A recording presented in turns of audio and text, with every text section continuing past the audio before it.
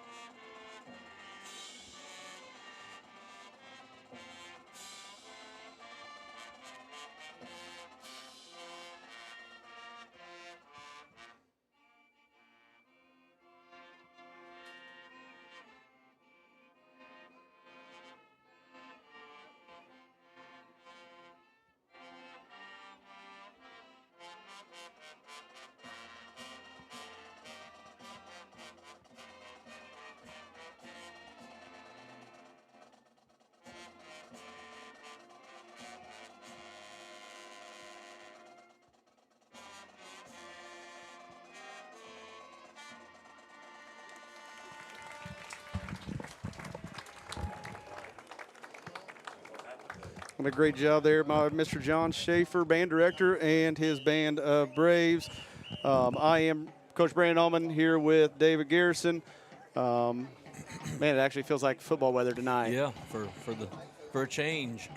This usually we don't get this late in the season before we start feeling some cooler temperatures. But it's been a great year temperature-wise. You can't ask for more. But yeah, it's nice to start feeling a little cooler. Yeah, definitely. Braves come in 7-0, looking to remain undefeated on the season, but even more importantly, maintain their solo lead atop the MSC standings. So Silver Creek, bigger school, 4A school coming in for football. They are 4A, right? Yeah, 4A. 4A, that's what I thought. Won 3, maybe of their last 4, I think. Yeah, won 3 of their last 4, so they got things clicking a little bit. So Yep. coming in with a lot of energy, kind of probably feel like they have nothing to lose, come up here and try to knock the Braves off and catch them hopefully on an off night. So, Yep. Man, I feel a little rushed running in here from the volleyball game. So, well, it sounds like things were going well there. So yeah, Sowers 8th grade won in 3 sets against Holy Cross, I believe out of Indy. I was line judging, so I couldn't leave that. So I was too superstitious to let somebody else sub in for me. So, but no, looking forward to a good one here. Once again, perfect night of perfect weather. Homecoming. Yep. I know we'll have a special guest on at halftime as well, coming up to talk about a school function that we'll have coming up here in November. So looking forward to that. And it's pink out. A lot of pink over there in the student section, and pink out there on the band hats, and pink ribbons and the cheerleaders, and so. Yep. And the Braves in the red jerseys. You don't see that very often. It's close to being tournament time. Usually I thought that's when about the only time we brought those out were during tournament time. But yeah, I think they've been something that I don't know how long they've been doing it, but definitely something the past 4 years they've done the final home game of the season. So.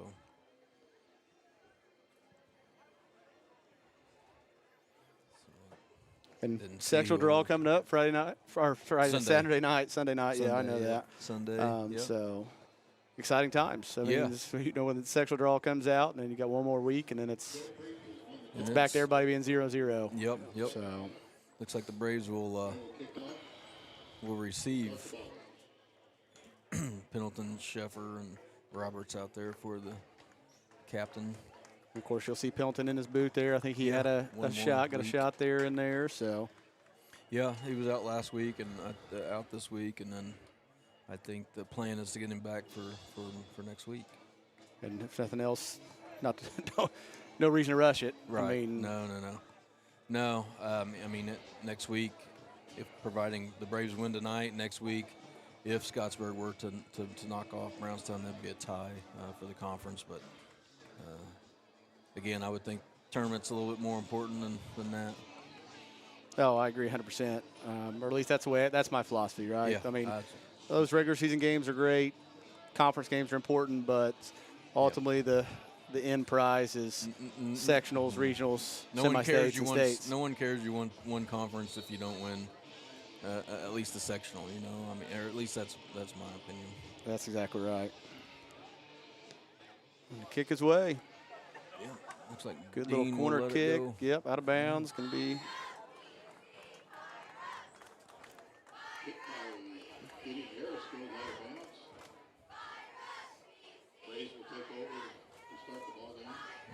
Braves will take over on offense. Kind of a bittersweet moment for some or all the seniors getting to run out of the tunnel for the last time. It's something they can't use in the tournament. So we'll see if they can cap it off here with a successful drive. Yeah, you know, it's just another one of those weird, some of those little weird things that you can't do, but.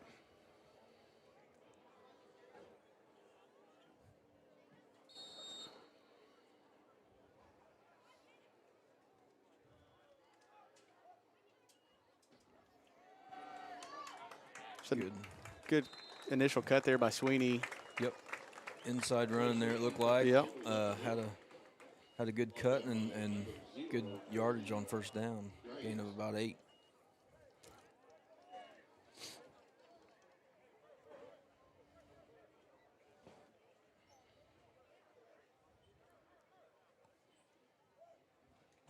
Direct snap there to Brandman.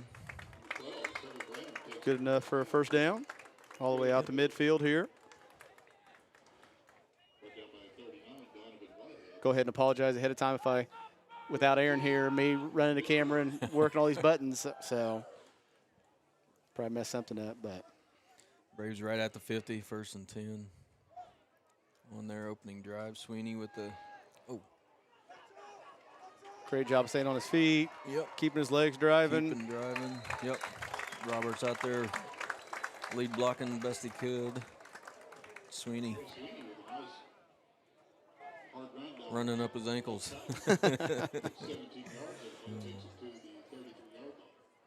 Good run of 17 there.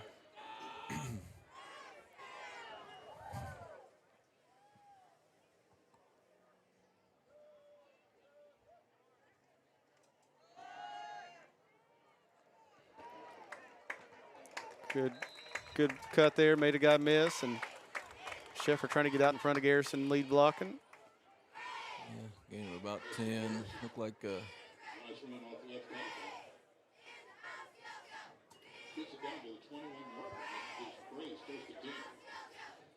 yeah, I know we've already had senior night, but being the last home game, 19 seniors out there. Yeah. Yep. Something, who knows, you may never have that many seniors again.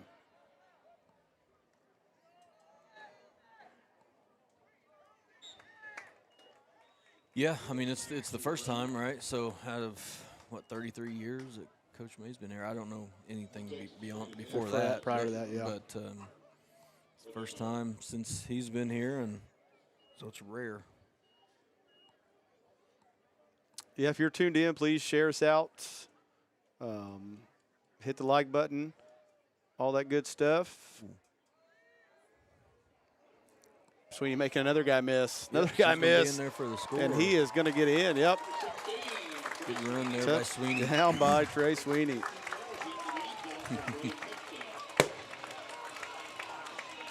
Talk about that statement you said earlier. You know, we just ran it right down her throat, so to speak, right there. I thought our line did a great job of getting a great initial push, and our backs do what they did. They made guys miss and got into the secondary on multiple occasions there. So, yeah, good opening drive, and we'll see if the Conyer, the streak's gone. So I guess we can not worry about the jinx. But, and the point is good. Point's good. Yeah.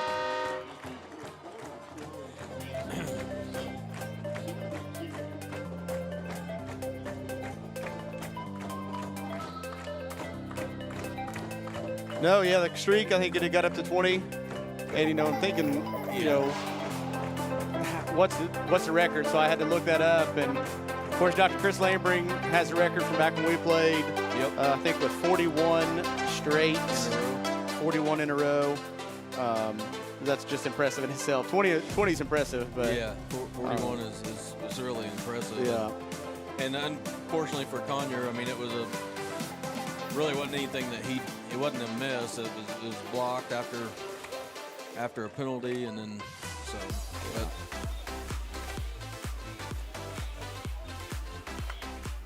yeah, moved it all the way back to almost like a field goal, yeah, so to speak. I mean, it was a goal. Yeah. An extra 10 yards. Was it extra 5 or extra 10? Can't remember because it's been a couple of games ago. I know. Testing my memory. So.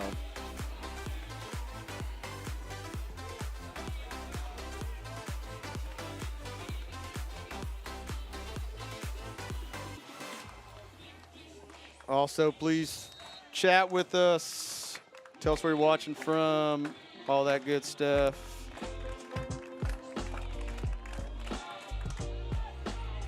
Kick is off, down to about the 10. And he will make it to the 20 with a good hit from, looked like Evan Stahl there. Braves defense going to hit the field for the first time. John McCain, yeah, line controlling the line of scrimmage already.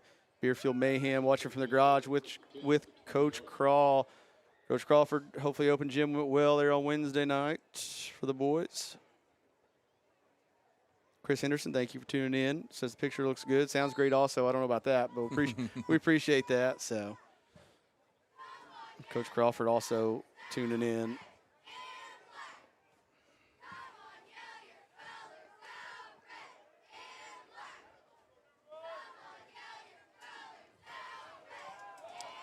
They're going deep, first play of the game. Overthrown, sorry. Yeah. Second behind there, getting our scoreboard fixed. Yeah, just looked like the receiver was running to the hash, and the throw was outside there, so.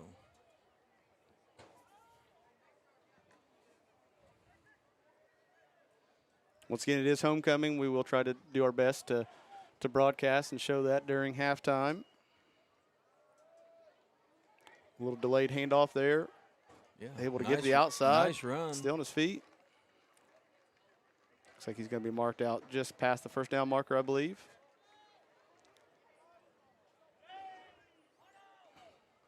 Yeah, looks like a first down. I was going to nice say, run. I thought they signaled first down, but they haven't moved the sticks. No. I guess they're not gonna give him the first down, so it'll be third and. No, there we go. The chain gang's just a little bit behind. Okay.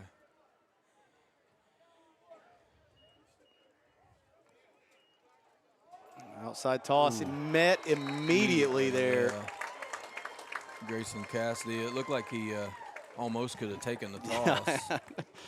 So read that perfectly. Of course, he was probably just keying on his guy there, Yeah, and not seeing the toss. Yeah. Mm-hmm. Which is the best technique, but yeah.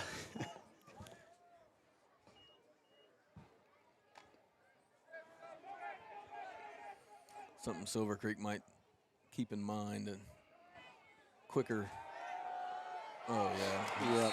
I don't even know if he got his back foot planted there from my visual on the screen, but. Yep. Isaac Hutchinson got the sack. Him and Roberts were both there. He had nowhere to go.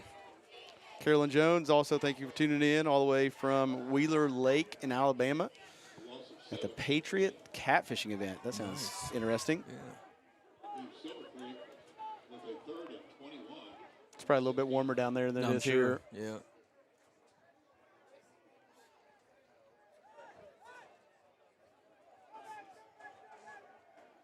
Little miscommunications here defensively. The Braves are still messed up on.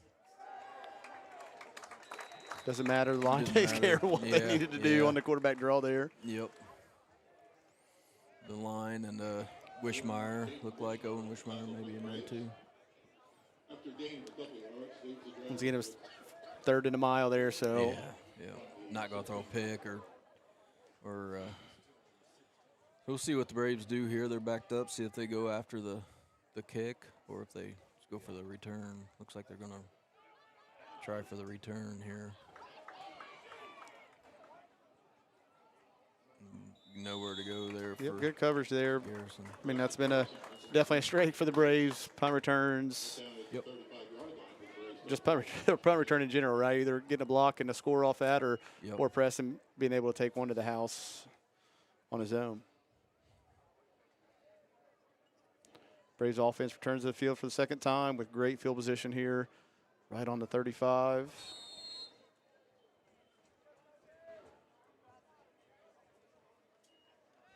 A little quick out here. Oh, a little bit high for a little bit high. Topi, but catchable.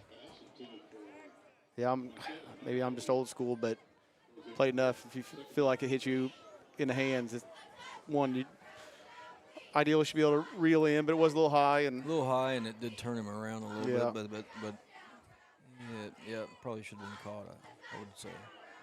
Yeah, especially when you don't get much opportunities. You got to make the most of the opportunities you get out there. Yeah. Sweeney with the ball here, and that ball looked like it about popped loose. Yeah, it's kind of an awkward hit from the. Gonna be another Braves first down though.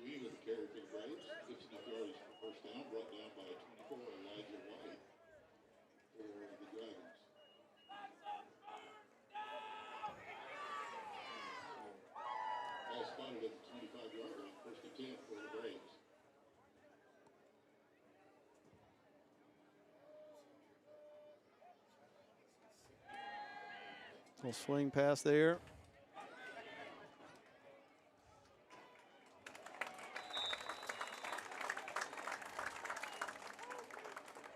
Was that to Garrison out of the flat? Out in the, it was a swing pass. Maybe a gain of 15 or something like that. It's a lot. For the people at home, but I'm sitting here watching this little screen on the thing instead of being able to watch the field, so I try to keep the camera on the right thing for you. So I just need to let you do most of the. There we go. Direct snap to Stahl, and he's going to walk in the end zone. Braves up 13-0.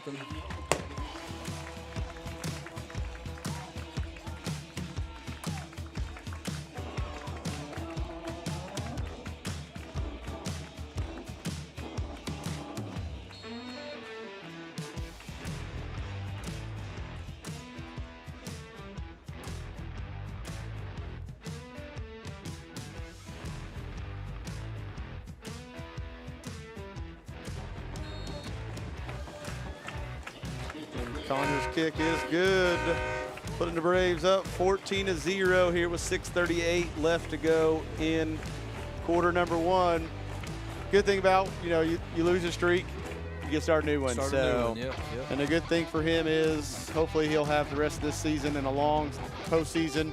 And then next year to keep it going. Yeah. Yep.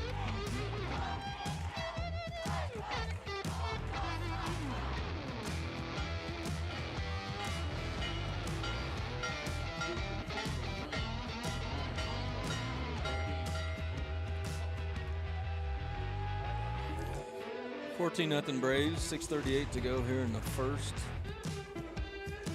See if Silver Creek can get something going offensively.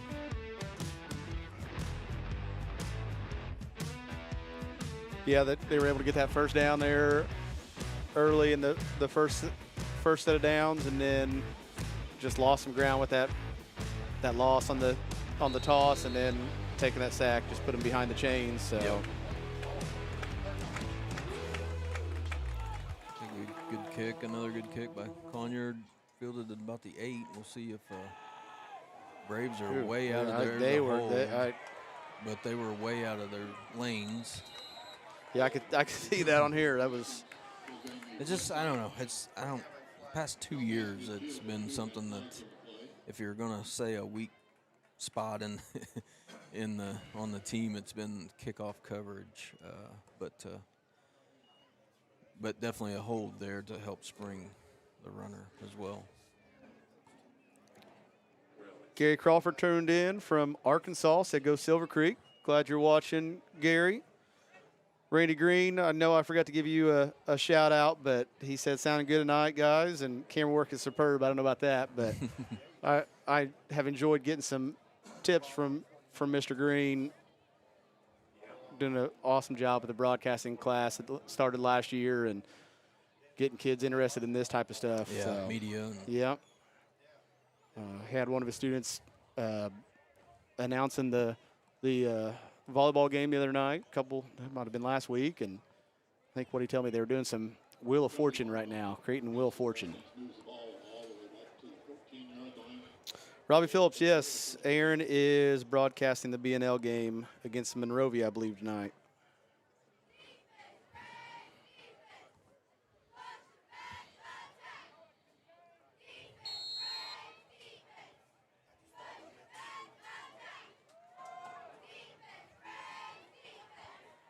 Looks like he was able to shed a tackle or two there. Yeah. I guess that was illegal. Yeah, here comes the There horse comes collar. the horse collar.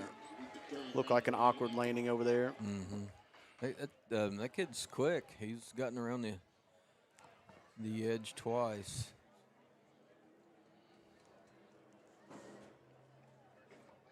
And I will apologize. It's difficult, I know, to see for us at least, to see the numbers.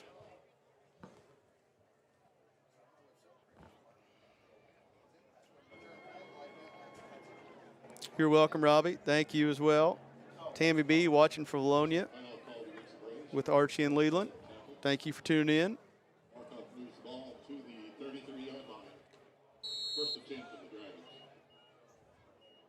I believe I hear some dirt racing in the background there. It's the Fun Fest at the Brownstown Speedway tonight. So super late models and super stocks and all kinds of classes. Back to pass here. Oh, almost a great individual play there by Brock Dean, I believe. Yep. Good coverage was there, stride by stride. Yeah.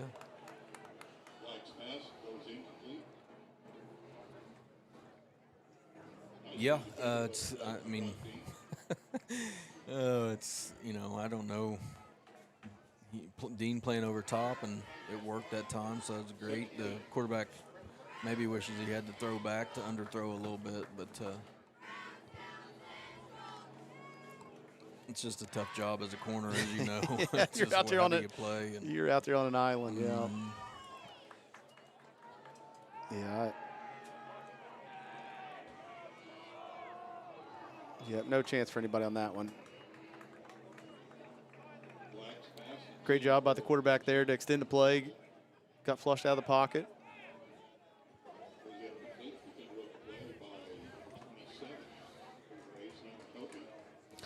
Yeah, it looked like Wheelis was barreling down from the backside, and he felt it and ran out of it. Give himself another chance without lost yardage here, 3rd and 10. Beerfield Mayhem also. The Fun Fest is live and well. It didn't look like there were very many people out there when I drove by. Quite a few campers, but didn't look like the crowd was huge and didn't look like a great car count from what I saw. That was,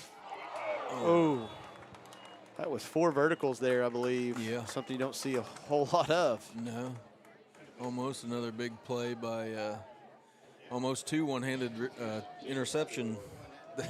Their interceptions there with, I think that was Pace.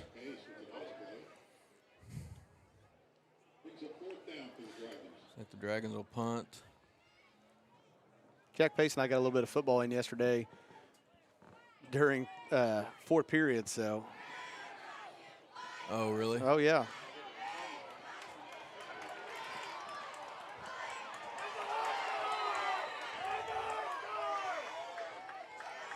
Yeah. Couldn't tell if that was or if it was No, just he. I I think just it's thought he had his jersey the whole just time. jersey, That's what I thought. Yeah, not a horse collar, just jersey. No, but yeah, I'm hitting that 40 mark, and I probably shouldn't be out there trying to act like I'm 20 or 18 or anything like football. that again. Yeah. Yeah, that's I made a few good plays, but the left hammy's a little tight and hip sore, and man. Of course, all Mr. Higgs, Coach Higgs' PE kids were asking if we were going to play again. Sheffer immediately out of the pocket there. And going to be a forward pass, incomplete. Yeah. Yep, just kind of tried to shovel it out there, just didn't have enough. But but asked if we were going to come out there again. I said, nope. No. I'm not doing any back-to-backs. I need a night of rest at least. Yeah.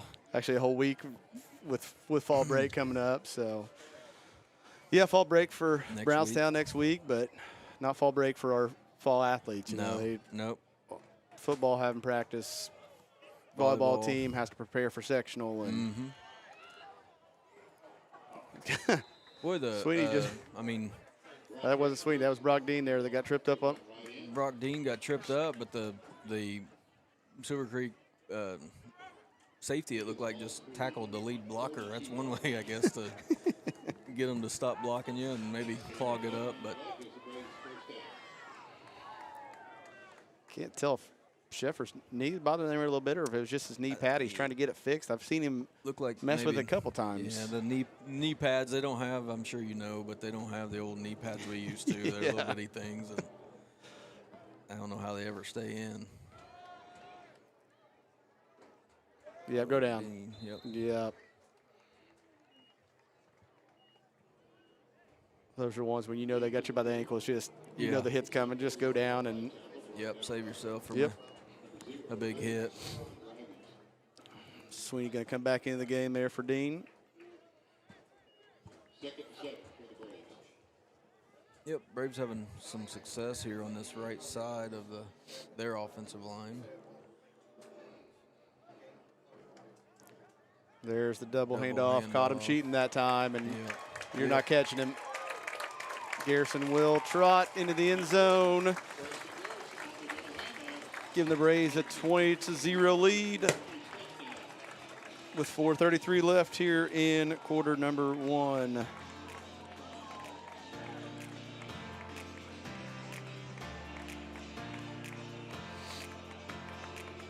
I think the Braves have been setting that one up. Yeah, right. Yep. Yep.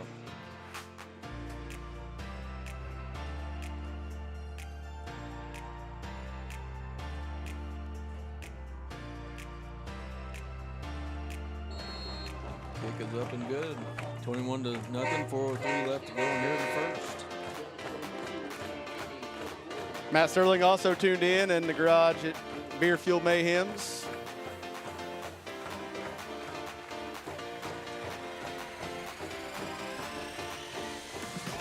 Well, they'll about have enough for a football team down there. Yeah, sounds like a good crew. Yeah.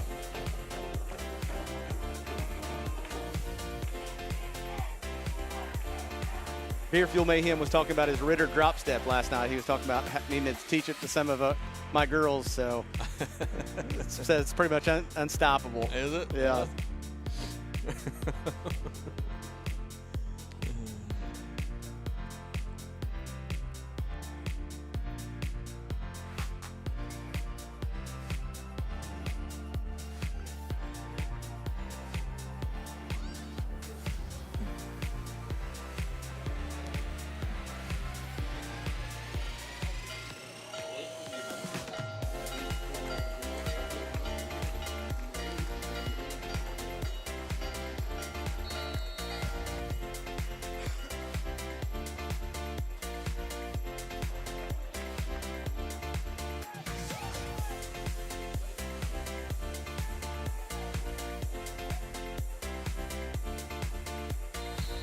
A good kick and good coverage that time. It looked like Trevor Brannaman was down there for the hit out of bounds, to get him out of bounds. All right, we'll see what the Braves can do here defensively. They've had some good success so far. Silver Creek's had just a couple of plays, I think, that have gotten some decent yards, but outside of that, they've not gotten anything going in the passing game.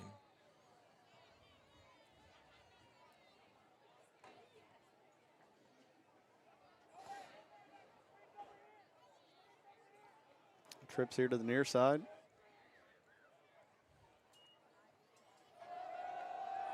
Yeah, nowhere to go. It looked like Owen Wishmeyer and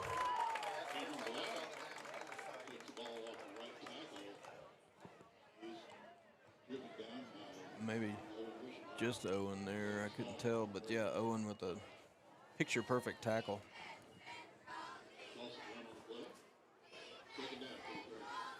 play looked like it was kind of doomed from the start. They wanted to fake the jet motion, but yeah, I couldn't. timing was I off. was gonna say I couldn't quite see what was going on. That pass Yeah, off got the mark there. deflected. That's why. I think maybe Roberts or Hutchinson one deflected it. And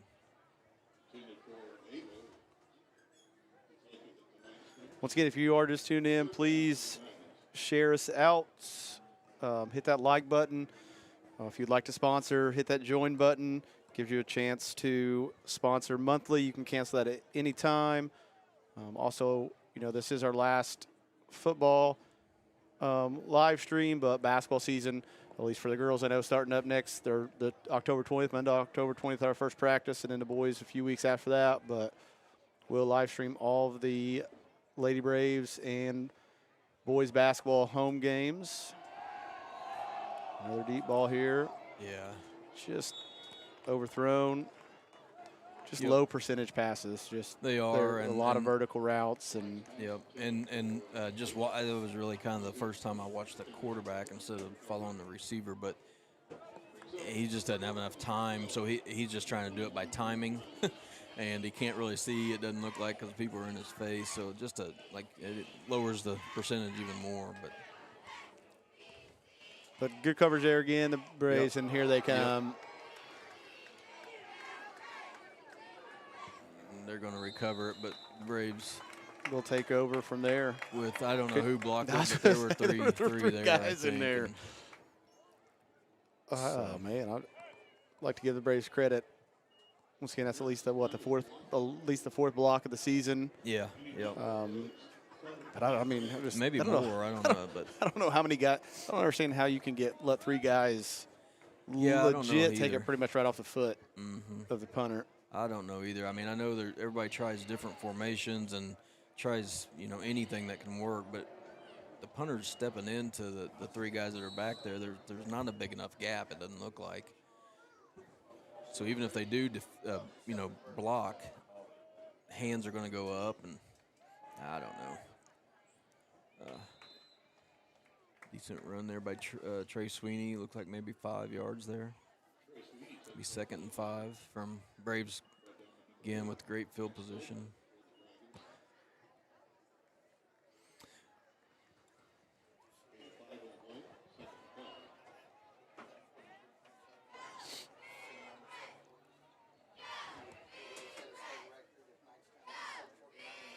Fumble. Oh. I think Schiffer able to pick that up and Get get a little something. something out of it. Yeah. Got about 5. Looks like maybe close to the first down. Yeah. If not, Yeah, gonna he's give it to moving the him, chains. so. Yeah, so couldn't tell there if that would look like it hit him in the hands, but I couldn't tell if Yeah, it just I don't know. I couldn't either. if one of those things you just take your eye off for a second or just spun to him a weird way. I don't know. Just Like 1st and goal here from about the 8.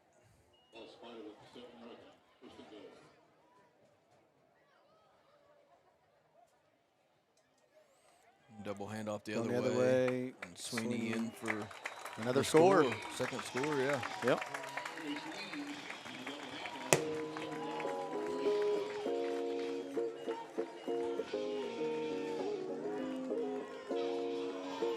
Yeah, one of these games, the Braves will have to drive the full length of the field, and we'll see if they know how to do that. You hope not, though. You hope not. Yeah.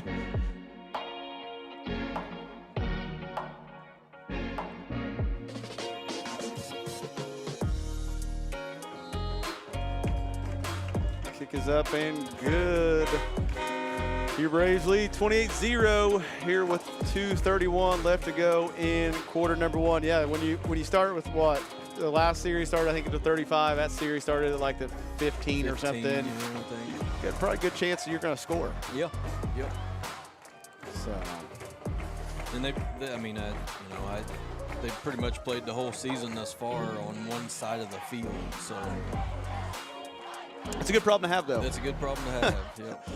Wouldn't quite call it a problem, but it is a good problem to have. So, once again, I know we haven't had time for commercials, but we have our sponsors up on the right-hand side, top right-hand corner of your screen. Once again, we're not able to bring these broadcasts to you live. and free through YouTube without their support. So please, like always, please support those who support us. If you're out and about, please make sure that you tell them thank you. Saw their ad on AWH Media, B-Town Live. Greatly appreciated. So.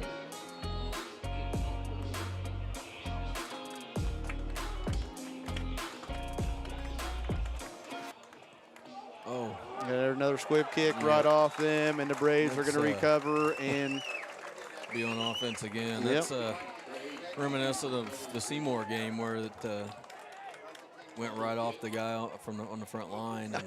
And I was reading Conyers thing in the paper, and he said it was the first time that he'd been asked to do that. Oh, yeah. And it worked. Yeah, and it worked. So. First time he's been asked to do an onside kick where he recovers. I think that was a few games, Yeah. Was that? I don't remember what game that was, but that was the one he kicked right to himself. Yeah, I think that was here. I think it was here. Yeah.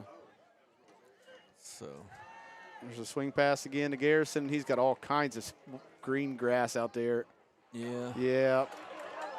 Made two guys. I think he made those two guys run into each other. I don't know either. I was just glad to see him take it back outside instead of in the middle of the field there.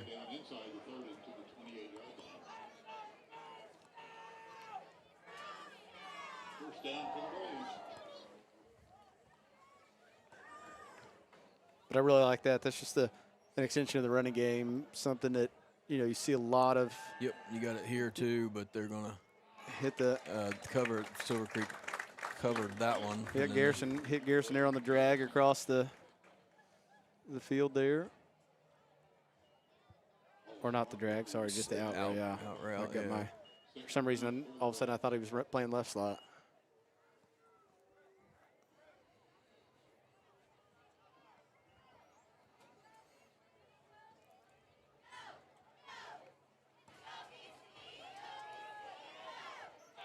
Sweeney with the score, third score of the night. Third score of the night. Third score of the first quarter. Yeah. Yeah, he's had a well ball game. Yeah. I mean, he got off to a hot start just that first series. I mean, I think he got 3 of the first 4 touches or something like that. And yep.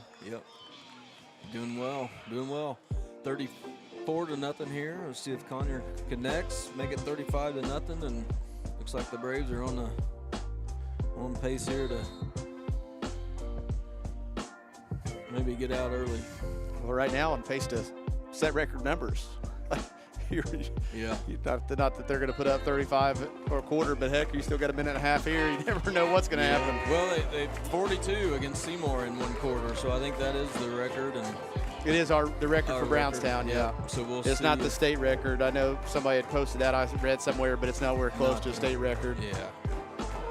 It would have been if it happened, I think, in tournament time, but in regular season, somebody's got in the 50s or 60s, I'm sure. Which is crazy in itself. Yes. You think how dominant the Braves have been here to get 35 points. That's, of course, you got to have help. And you've had some turnovers. You've had a block punt, an onside kick. Same thing at Seymour. That was just boom. Yeah. Mm-hmm. Yeah, because that just opened up a good game. That was a 7-7 game. 14, I guess, 7 after we. But yeah. Then they just had trouble with kick returns.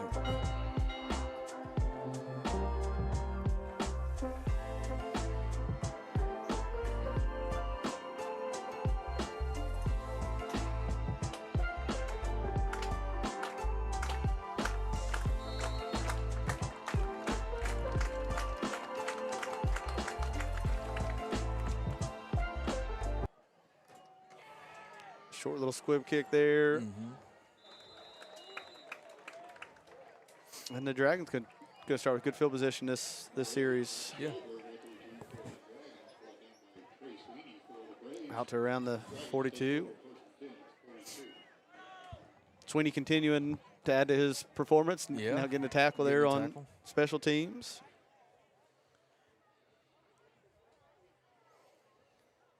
Might be on his way of making it real easy for player of the game here later on. Yeah.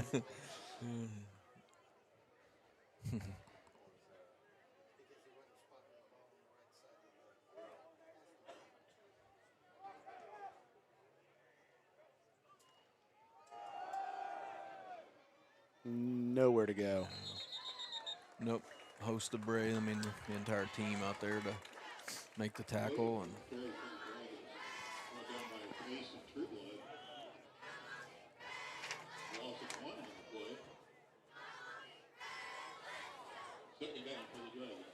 yeah, Kai Trueblood there, number 6, in on that tackle.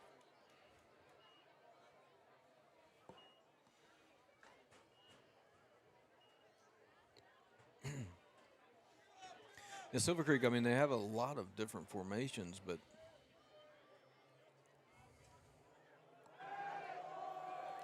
Tried to nice drive by. and you can see this is where pressure's really taken over right there. He did Yep. have a little bit more time there than he thought, and tried to Rushed heave it that one through. Brett Favre from his back foot, and just at this Yep. level probably not have. I mean, doesn't have the arm strength to be able to do that to No.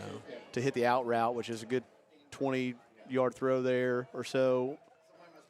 Distance-wise, not Yeah. down the Yeah, field, yeah, of course, yeah. but I figured you knew what I was talking about. But almost picked off there on the sideline. Yep.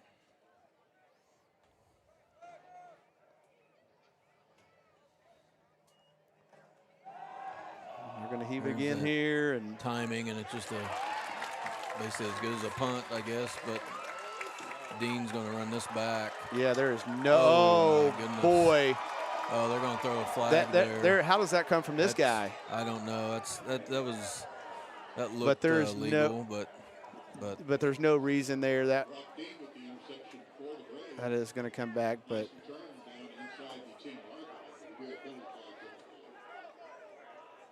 yeah, Coach May's not going to be happy. I don't know. On film, it didn't look like it was necessarily illegal, but again, like you said, Brandon, there's just, I mean, the guy was nowhere near the play, so No. there's just no reason probably to even attempt it. But no, that's just where I know we both played, and everybody wants a big hit. everybody wants that black jersey the next Yep, week, but yep. those are ones where there's, yeah. Yep.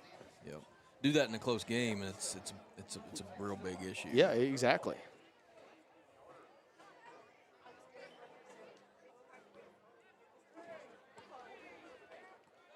It just takes away from a great individual play there by Dean with the interception and the run back, and Yep. he had other blockers out in front of him. There was nobody. I mean, nobody was going to catch him. Right.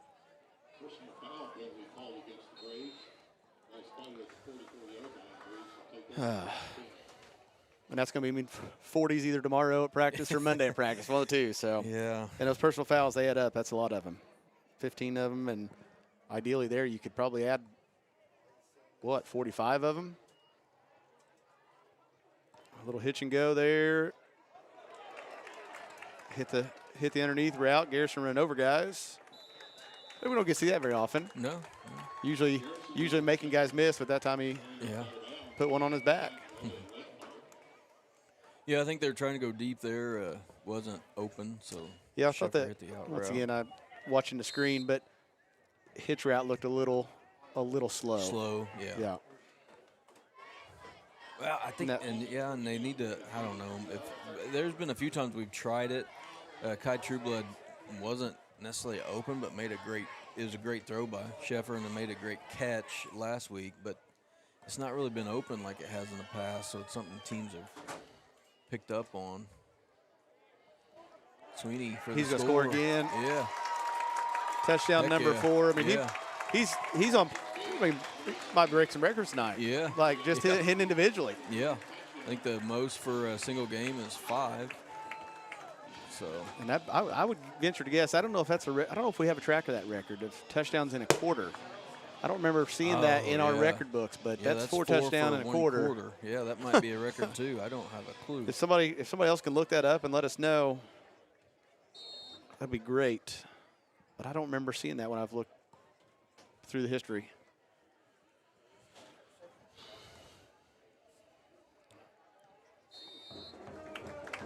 And the kick is good. So once again, 42-0. Braves lead Silver Creek. And yes, folks, we are still in quarter number 1 with 10 seconds to go here in quarter number 1. So that ties the record. 42 points in the second quarter at Seymour, and 42 here in the first quarter at Silver Creek. See if there's a way to get a score here in 10 seconds. I don't know, to break their own record, but we'll see.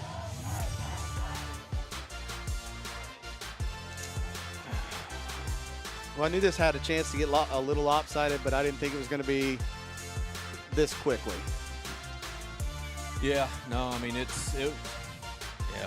based on scores, you thought maybe that it had potential, but you're hoping with the momentum that they had coming in, with the last 3 games, maybe they kind of had some things clicking, but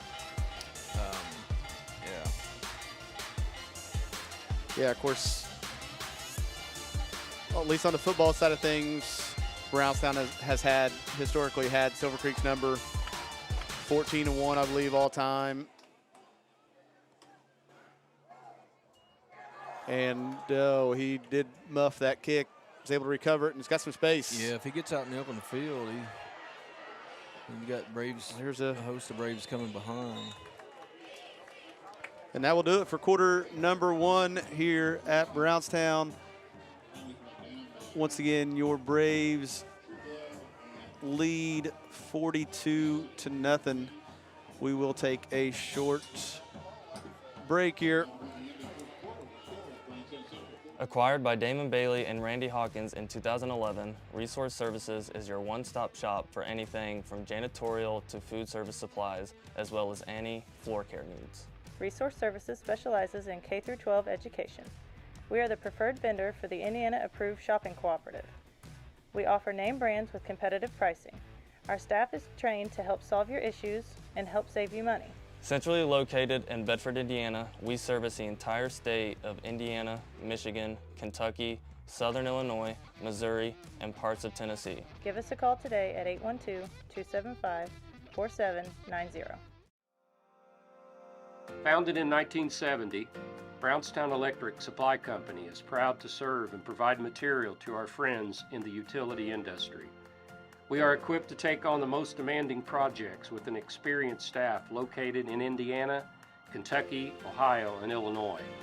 Brownstown Electric is family owned and operated with a family-first work culture. If you're looking for a lasting career in a robust industry, give us a call today at 812.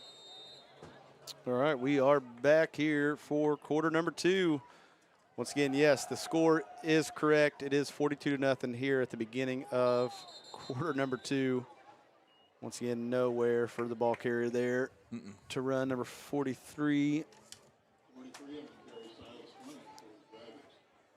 Silas Fleming.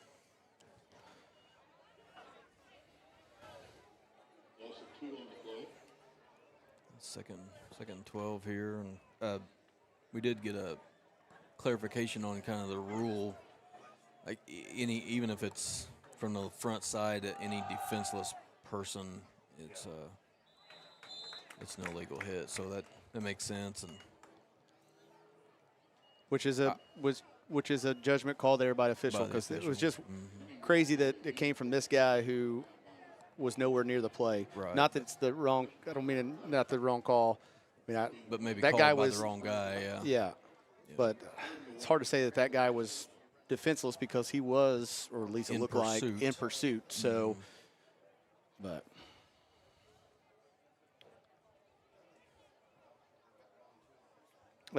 great piece of history there from Thomas Bass. The Indiana high school football record for most touchdowns in a quarter by a single player is 5, held by multiple players.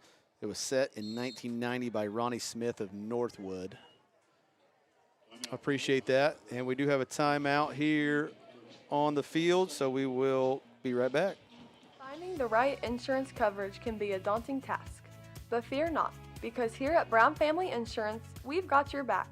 With years of experience and a dedication to our community, we're your trusted local independent agency, including companies such as Erie Insurance, Western Reserve Group, and Progressive. From auto, home, business, and life, we're here to tailor the perfect insurance solution just for you. Because protecting what matters most is not just a job for us, it's our passion. Contact our staff today and let's secure your future together.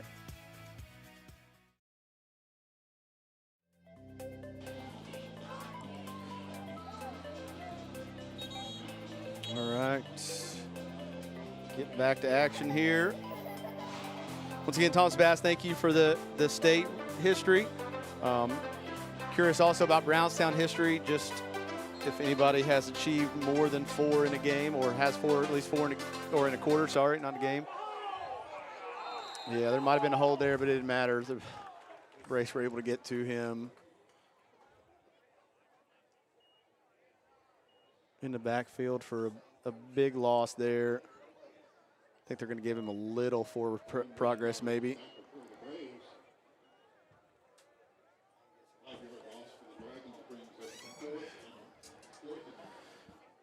Silver Creek back in punt formation. Unable to get anything going in the right direction.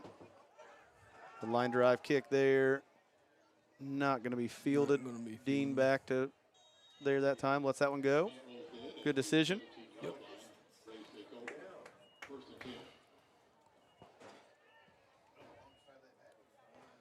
Well, here you go, Davis. The worst starting field position we've had in a while. Yeah. Back all the way down to the 15 or roughly somewhere in there. Yep. See if they can drive down here and score. They might have to take a timeout and catch their breath. I don't. I'm laughing at that. I'm just joking. But No, I know. I'm laughing at that. I'm laughing at the chat box. Laughing at a bunch of stuff. That's good because I need some entertainment. Good run, direct snap there by Brandman. You said it might be bad. Crawford says that Ritter had 4 in a game like Al Bundy. He just told me about it. Yeah.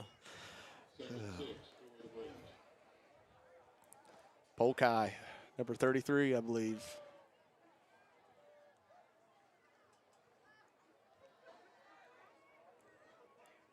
Goes Dean. Dean with a nice burst of speed there and then a nice cut. Yeah. First down yardage plus some. I don't know if Coach Scott Shane, the girls basketball coach at Silver Creek, is tuning in. I know he tuned in a couple years ago here if he's over in the crowd, but I just want to give him a shout out and a congrats as a dad. His daughter, Emma Shane, signed to play Division I basketball at Vermont University, so really cool for not only her, but for him as a dad and coach. And also had another. Oh, it was a good throw and almost a good catch. Topi there off the hands of Topi. Yep, perfect throw. But and also just had another player, Brooklyn Wren, who will be one of the front runners for Indiana Miss Basketball this year, just signed at Kansas. So. Yeah. Charlie was telling me about a few girls that were they all Silver Creek or those two are Silver Silver Creek, a few and girls that you guys play against that are going to be going D1. Yeah, we don't play Jennings County, but Molly Ernst is at Jennings County, just committed to Kansas as well. So a couple girls in our Southern Indiana signed to play at Kansas. Yeah. Yep. And Vermont. That's there's a slew of them.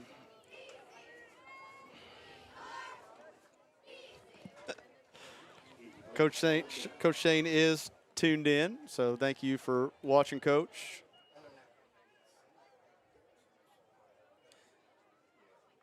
I'm guessing an ex-alum or an alum ex-player. Yeah, Adam Nicholson is tuned in too because I'm getting a few. He said Warren Rose back in the day had a game with 4. I think I remember against Clarksville. And curious to see if that was here because I remember a couple big games of his on the sideline when I was a youngster over there. Yeah. Preston's had 4 twice this year and then had 4 against Tell City last year in the sectional championship. But there's been lots of games with 4. But I'm talking about in a quarter though. That's no. These I don't. Those were all in a game. Yeah, those are in a game. Yeah. The quarter. I don't know about. I mean that's little screen. The screen. Oh, nowhere to no, go. Great coverage there. Yeah, nowhere to go. Well, the Braves Braves are held. Yeah, going to have to punt here. I'm going to have to steal old Coach Rock Hurley statement. If it's too easy, it is. It is. And, Yep. you know, Yep. I'm going to guess Silver Creek's defensive linemen there, their eyes were pretty big, thinking sack, and the Braves were trying to set up a screen. Just great coverage there. Yeah. Oh, that punt just went shanked. Yeah, not a good series there by the Braves. First time they'd seen the opposite side of the field, I think it shocked them. Not great, but still leading 42-0. Nothing hurt, but not a great series. I said 33 Polk High, number 33, and Ritter said I was 32. Oh, close. Yeah. I, of course, was Counts talking for about Al something. Bundy's number there back in the day. Yeah. It'd be a great jersey to have. Good old Al Bundy jersey. We got a 33 down here. I just don't have to look on the roster to see who it is. Yeah, when you got 70 names to remember, it's Right. hard. Devin Yunker there. Okay, there you go. So Silver Creek starting with their best field position. Yeah, inside the 50 there. Oh, Maybe a hold, but we're not going to. yeah, run the Good. wrong direction there. Yep, good job by Jax Johnson there to. Nice tackle for a loss of about 6 or so. Yep.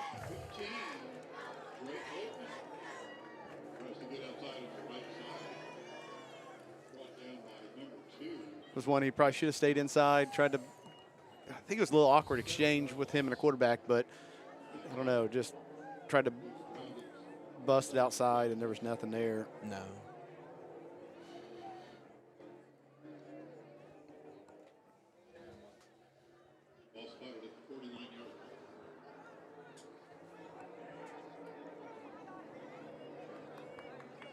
And That's that the had Braves disaster football all there, over it.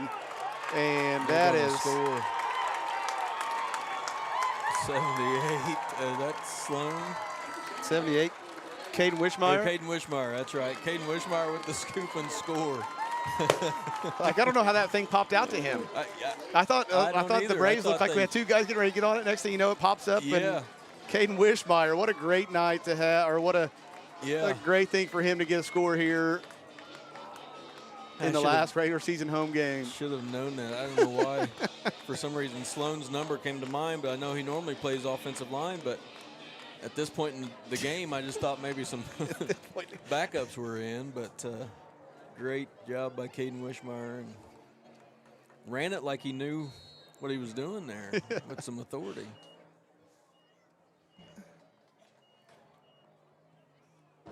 And the kick is up and good.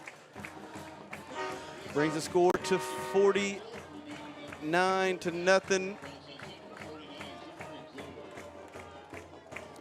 And John McCain says, yeah, lineman's dream. Yeah, that one. Yeah. We had two linemen scored last week.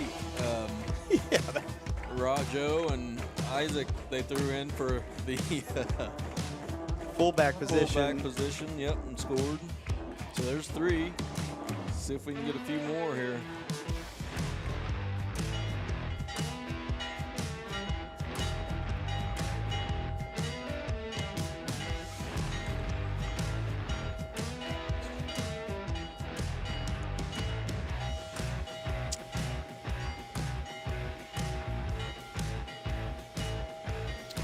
If you would, let me know if the scoreboard, if you're seeing the scoreboard saying 49-0 or 42-0, John. I have it at 49-0, but then it's showing on my view as 42-0. Or anybody else who's watching. I'll tell you what, though, Dave, I think one time we were close to over 250 or so. Right now, still 230. Pretty impressive being at 49-0, and we still have 230 people tuned in. Yeah. They're probably just wondering what in the heck they may hear coming out of our mouths. Yeah, what kind of word of the day or what, I don't know. Oh, I had a few students today tell me words and phrases that I needed to try to get in. Oh, so. yeah, okay. All right, thank you. I will reset our Flexi score.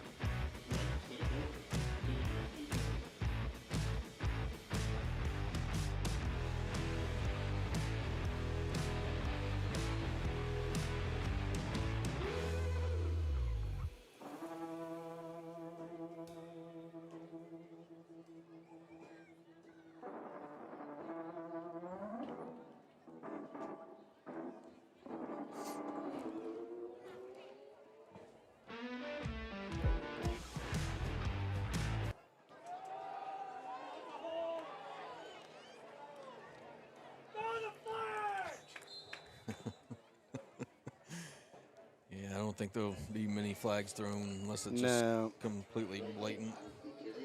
But yeah, I don't know. If you're Silver Creek, a lot of runs here, I would think, and just try to get out of the half, and then see what you know if you can get anything established in the second half.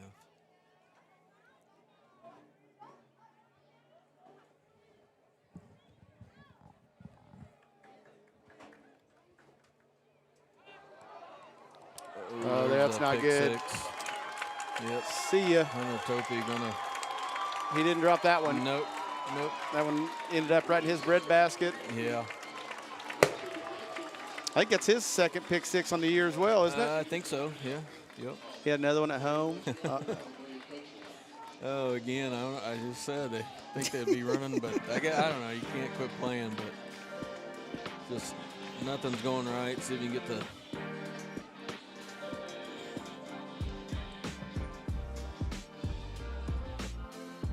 The Braves with 2 defensive scores. How many? What's the record for that in a quarter? Yeah.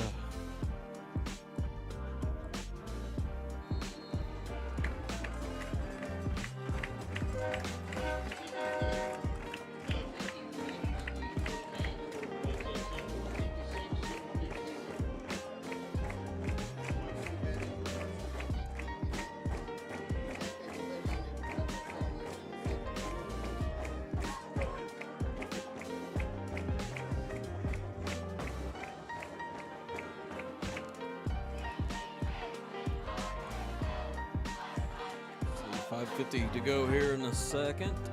56-0. Did you get the score figured out? Or? Yeah, I got to reset it here in a second. I'll get there. Yes, another alum, Seth Zyke, also watching, saying it's still 42-0.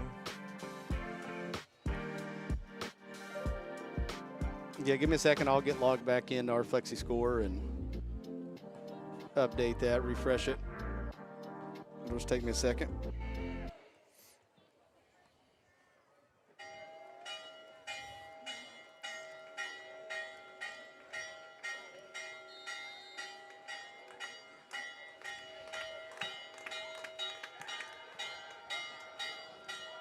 Great kick there to the deep corner, all the way down to about the 3 and a half. Here's where we struggle. We allow, and he's going to run that.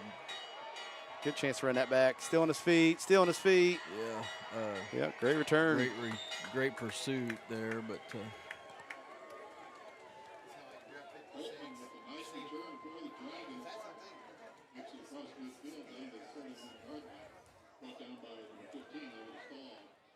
Oh, my sister's watching. We'll say hi to Brittany and Zach and their 2 kids, Roz and Wyatt.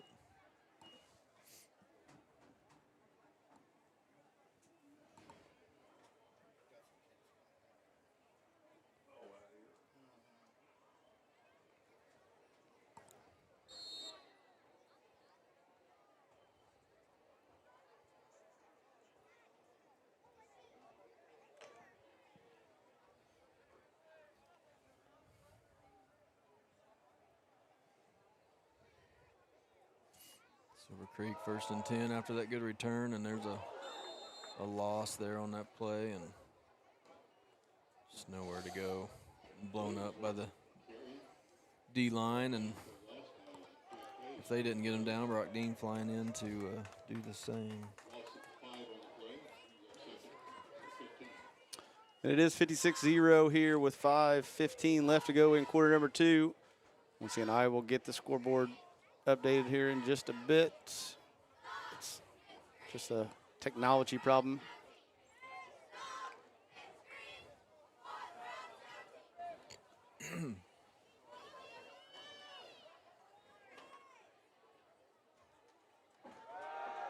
Yeah, I mean the D line or the offensive line, they're trying. Ooh, They're good just little stiff arm there. Yep. Offensive line's trying, but they're just not strong enough to hold up at the line. Running backs are having to change direction immediately when they get the ball, and it makes it tough. Yeah. unless you're Barry Sanders-esque. Yeah. It makes it, I mean. Yeah, I don't see any of those out here for either team, but I don't know. We got a couple that are pretty daggone close. Or at least one I know of that's close. You may not give him enough credit, but I will. He's able to change directions pretty daggone quickly and has a burst of speed after doing so. That's the hard part, I think. You can move laterally, but then able to get enough speed going north and south, and he's running in the wrong direction. Yeah, should have just thrown it away. Yeah, he did. He had time to do that. And just trying to do, you're down 56-0, trying to do something to. Yeah, and I don't know, man. I hate to be this way, but you just now he's hurt. I mean, like you. I don't know. Yeah, and we will take a timeout while they look at him. Have you ever wanted a confident smile that stands out? At Seymour Orthodontics, we're committed to giving you the smile of your dreams, your way. And it's not just Invisalign and braces. We use the latest technology such as laser treatment for gummy smiles and temporary anchorage devices, which can take the place of expensive implants and even surgery. Not to mention an unrivaled choice of colors, from clear to glow in the dark and even shaped braces and colors. Our motto is that we treat everyone like family, and we offer multiple treatment plans that fit your life and goals. Located in Seymour, right across the street from Seymour High School, Seymour Orthodontics is for everyone, from kids to adults, and we believe it's never too late to get the smile of your dreams. Call Seymour Orthodontics or visit www.seymourorthodontics.com today.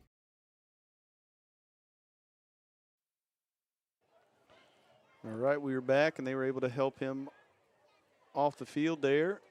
Backup quarterback getting loose on the sideline. Yeah, it looks Emerson Black, from the best I can tell. My eyes are terrible, especially up here in the dark. But yeah, it makes it tough. It's a small print and it's dark. Yeah. So yeah, it looks like he was able to walk off the field, so that's good. A punt there, good quick punt. Yep. Got it away. No return. Nope. Braves are going to take over down inside the 20 again. Back-to-back possessions here where the Braves are going to start deep on their end of the field here and actually inside the 20. Ron Pranger, thanks for tuning in. Go Braves. Ron. Coach T, Coach Brandon Tamoyan asking about the 2000 team getting recognized not at halftime. Yeah. No, it was pre-game. Yep, they did that already. Was that the seniors then that were getting recognized, or which would? I don't even. No, it was the 2000. So the class above me, and Coach T got recognized before the game. They started the game. The seniors of that group. The seniors of that age. Yeah.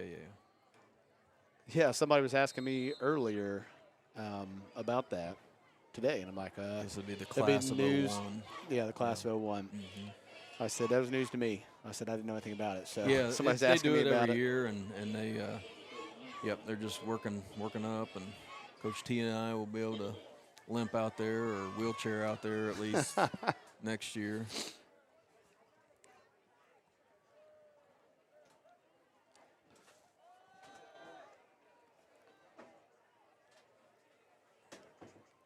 Like they tried a double handoff there. And Coach Matt Myers also tuning in and listening. He said, listen to the Sioux sounds of David Garrison's voice. Oh, yeah, put you to sleep. Thank you for my mom. She's tuned in. Sherry Settle also tuned in. Yeah, thank you. I know the scoreboard is still saying 42-0. I promise. Hopefully, I promise. I better not say that. But hopefully at halftime I'll be able to restart it and refresh it.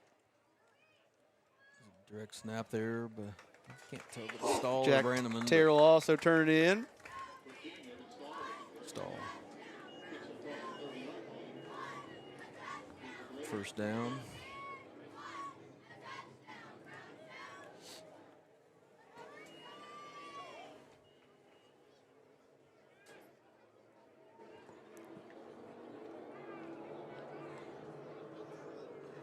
Not gonna lie though, listening to races, that's one of my favorite sounds. Is I it? grew up at the racetrack, and sometimes good to hear. sometimes kind of like this.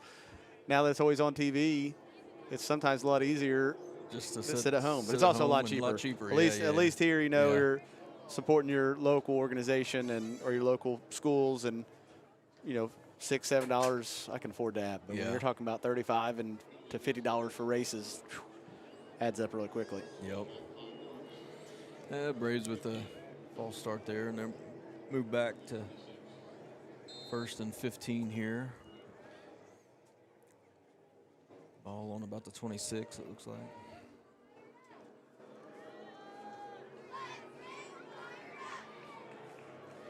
Garrison, good job, just run out of bounds. No need to take any extra hits. Once again, yes, the score is 56-0 here with 1:43 left. Once again, I will get that. I will get that fixed hopefully at halftime. Yep, minute 43. I don't know if they can see the time either, but minute 43 left. Yeah, Missy. Is it accurate? Yeah, the 1:43 is left. Okay. All that. Yeah, the Just scoreboard, the the actual score itself. time and down and distance, all that's right. That's right on the scoreboard. But yeah, our banner is still saying 42-0, and double hand off to Sweeney. Good for Get another first down. Yep. And that will stop the clock here until it move the chains. WMH Streaming 2.0, thank you for tuning in.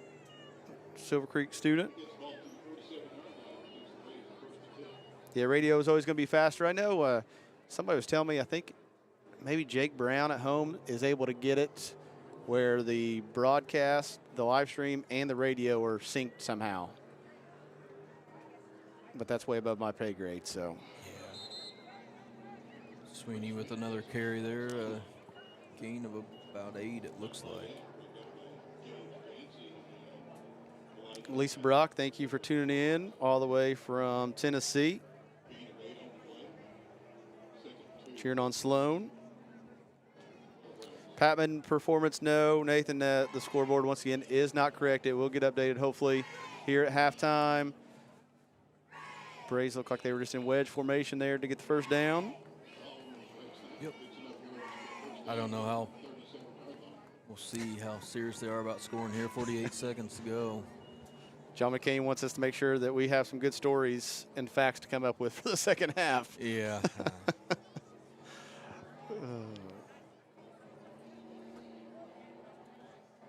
Another direct snap there by Stahl. Oh, and he I think he's may bouncing get out and outside. gonna score anyway.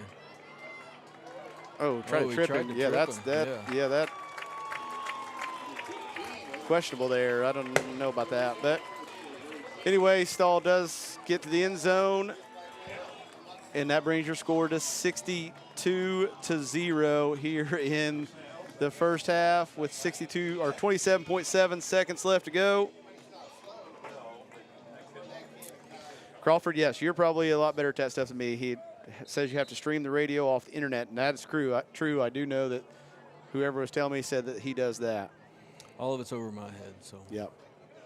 But please hit that like button. You can still share us out.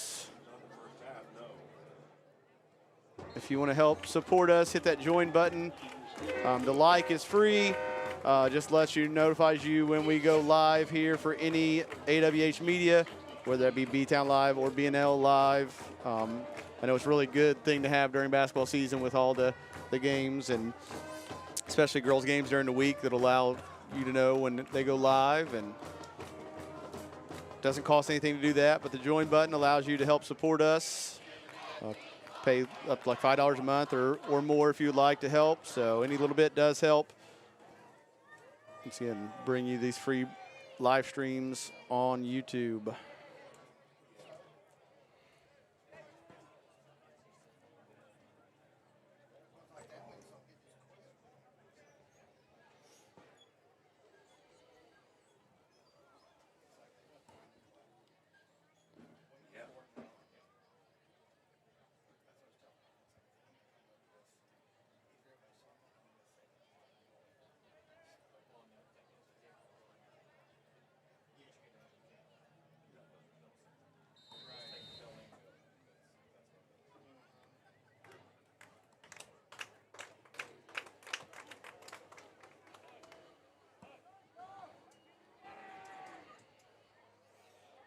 There we go. Yeah, go again. Yeah, it looks like. See if Conyer can make Conyer, the great and he tackle, does. Conyer, yep. Yep. And that could be a shutout saving tackle here Yeah. to end quarter number 2. But I'm going to guess that Silver Creek here going to take should have a couple Shots. chances to get to the end zone. Still have a couple timeouts remaining. Yeah, I don't know. Definitely something the Braves. That's Yeah, I'm it sure looked like Coach May will not be thrilled with the coaching staff, but looked like they're going to have to work on that come tournament time. I mean, maybe there's a different option. Maybe it's just squib kick the whole. I don't know, but that's been the one. Yeah, and I felt like it was better earlier in the year than what it's been later. Yeah, it's just something that I feel like the past couple of years is kind of.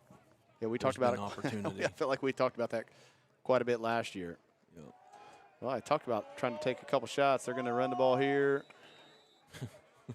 When you have field position to throw it, then the and they're going to let the quarterback's back in there. They're going to let the clock run out here. Yeah, I don't know. That would have been a time to maybe take a few shots, but whatever. Well, that will do it. It is 63-0 here at halftime. I'm going to work on a scoreboard. We'll take a short break, and we will be right back. In a world that moves fast, time deserves to be cherished. Introducing Flutterman von Riest, where German heritage meets Indiana craftsmanship. The Hanoverian embodies timeless elegance with a 41mm stainless steel case and bracelet with an automatic movement. Hand-assembled in Kokomo, Indiana, its classic design transitions effortlessly from casual days to black tie nights. More than a timepiece, it's a legacy, crafted to be passed down, cherished for generations. Flutterman von Riest, wear your story. Visit vonriest.com or visit J. Howard Jewelers in Bedford today. Acquired by Damon Bailey and Randy Hawkins in 2011, Resource Services is your one-stop shop for anything from janitorial to food service supplies, as well as any floor care needs. Resource Services specializes in K-12 education. We are the preferred vendor for the Indiana Approved Shopping Cooperative.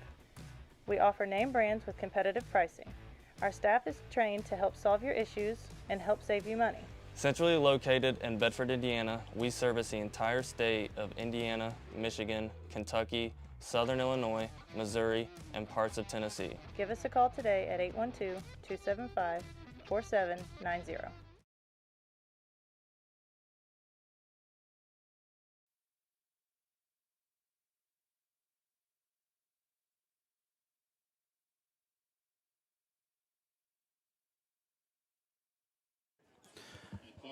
All right, once again, I said earlier, it is homecoming here at Brownstown, and I will do my best to try to get shots of the girls and the young gentlemen and try to also get it where you can hear Mr. John Robertson announce their names.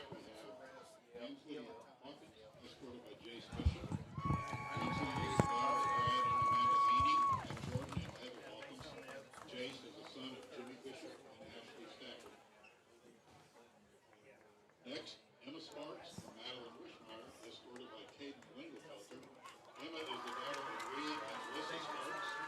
Madeline is the daughter of Ryan Casey Wishmeyer. Caden is the son of Lyle and Kana Lingelfelter.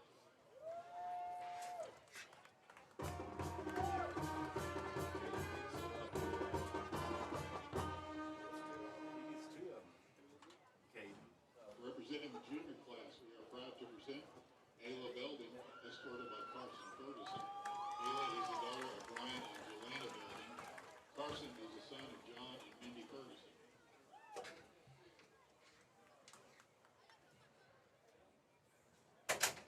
Next, Danielle Davidson, escorted by Cody Stuckers. Danielle is the daughter of Doug and Cassie Davidson. Kobe is the son of Jeremy Stuckers and Laura Darlage.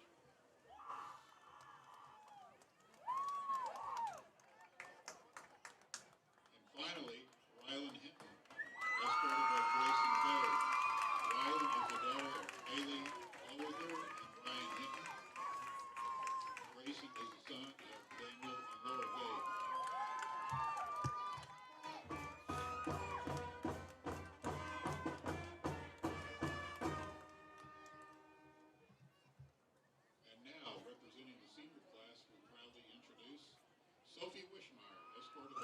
Goodpaster.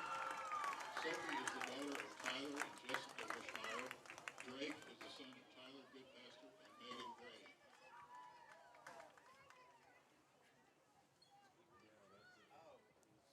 Next, Haley Hobson, escorted by Colin Downing. Haley is the daughter of Chuck and Cindy Hobson.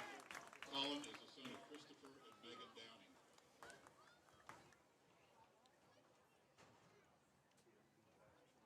Our next pair is Ellie Black, escorted by Lane Selfridge.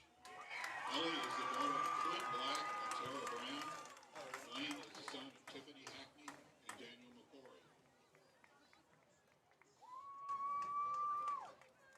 And finally, Olivia Justice, escorted by Eli Wascom. Olivia is the daughter of Jeremiah and Cassie Justice. Eli is the son of Jackie and Carrie Wascom.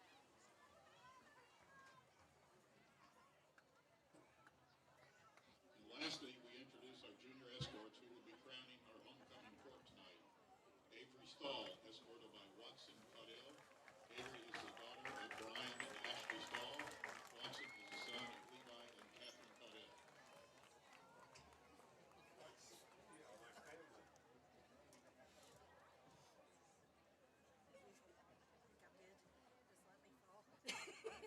And before announcing the results tonight, we would like to welcome back last year's queen, Paisley Peters, who will assist in the crowning.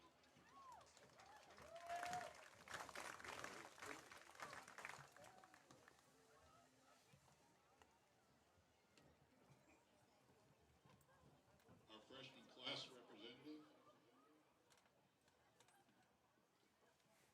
representing the freshman class, your 2025 homecoming representatives are Lindley Dariswad and Alex Hobson.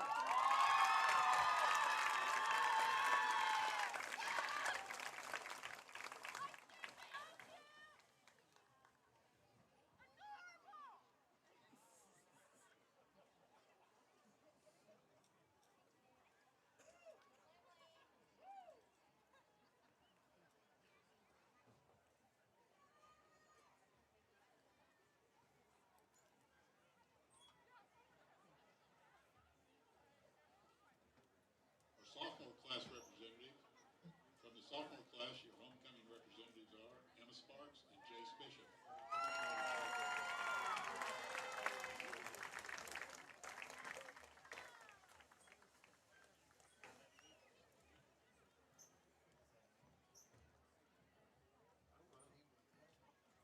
From the junior class, this year's homecoming representatives are Ayla Belding and Grayson Bay.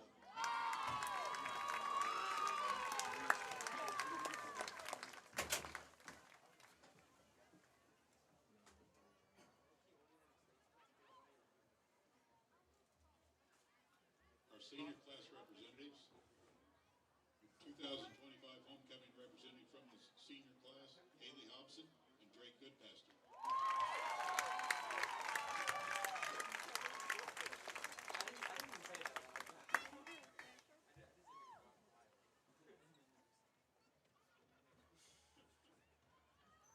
Your homecoming queen is Sophie Wishmeyer. And your homecoming king is Eli Wascom.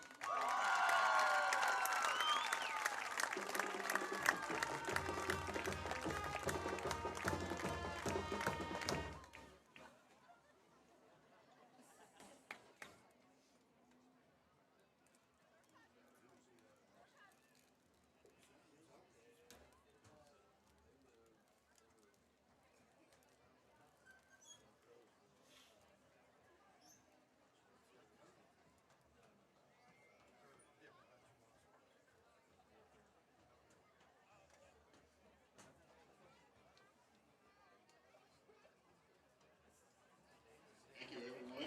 Congratulations to all. All right, that'll conclude our homecoming ceremonies. Congrats to all the winners. I know Janet Klosterman is tuned in at Sowers Gymnasium. She already told me when I was line judging that she had her iPad and was going to be watching.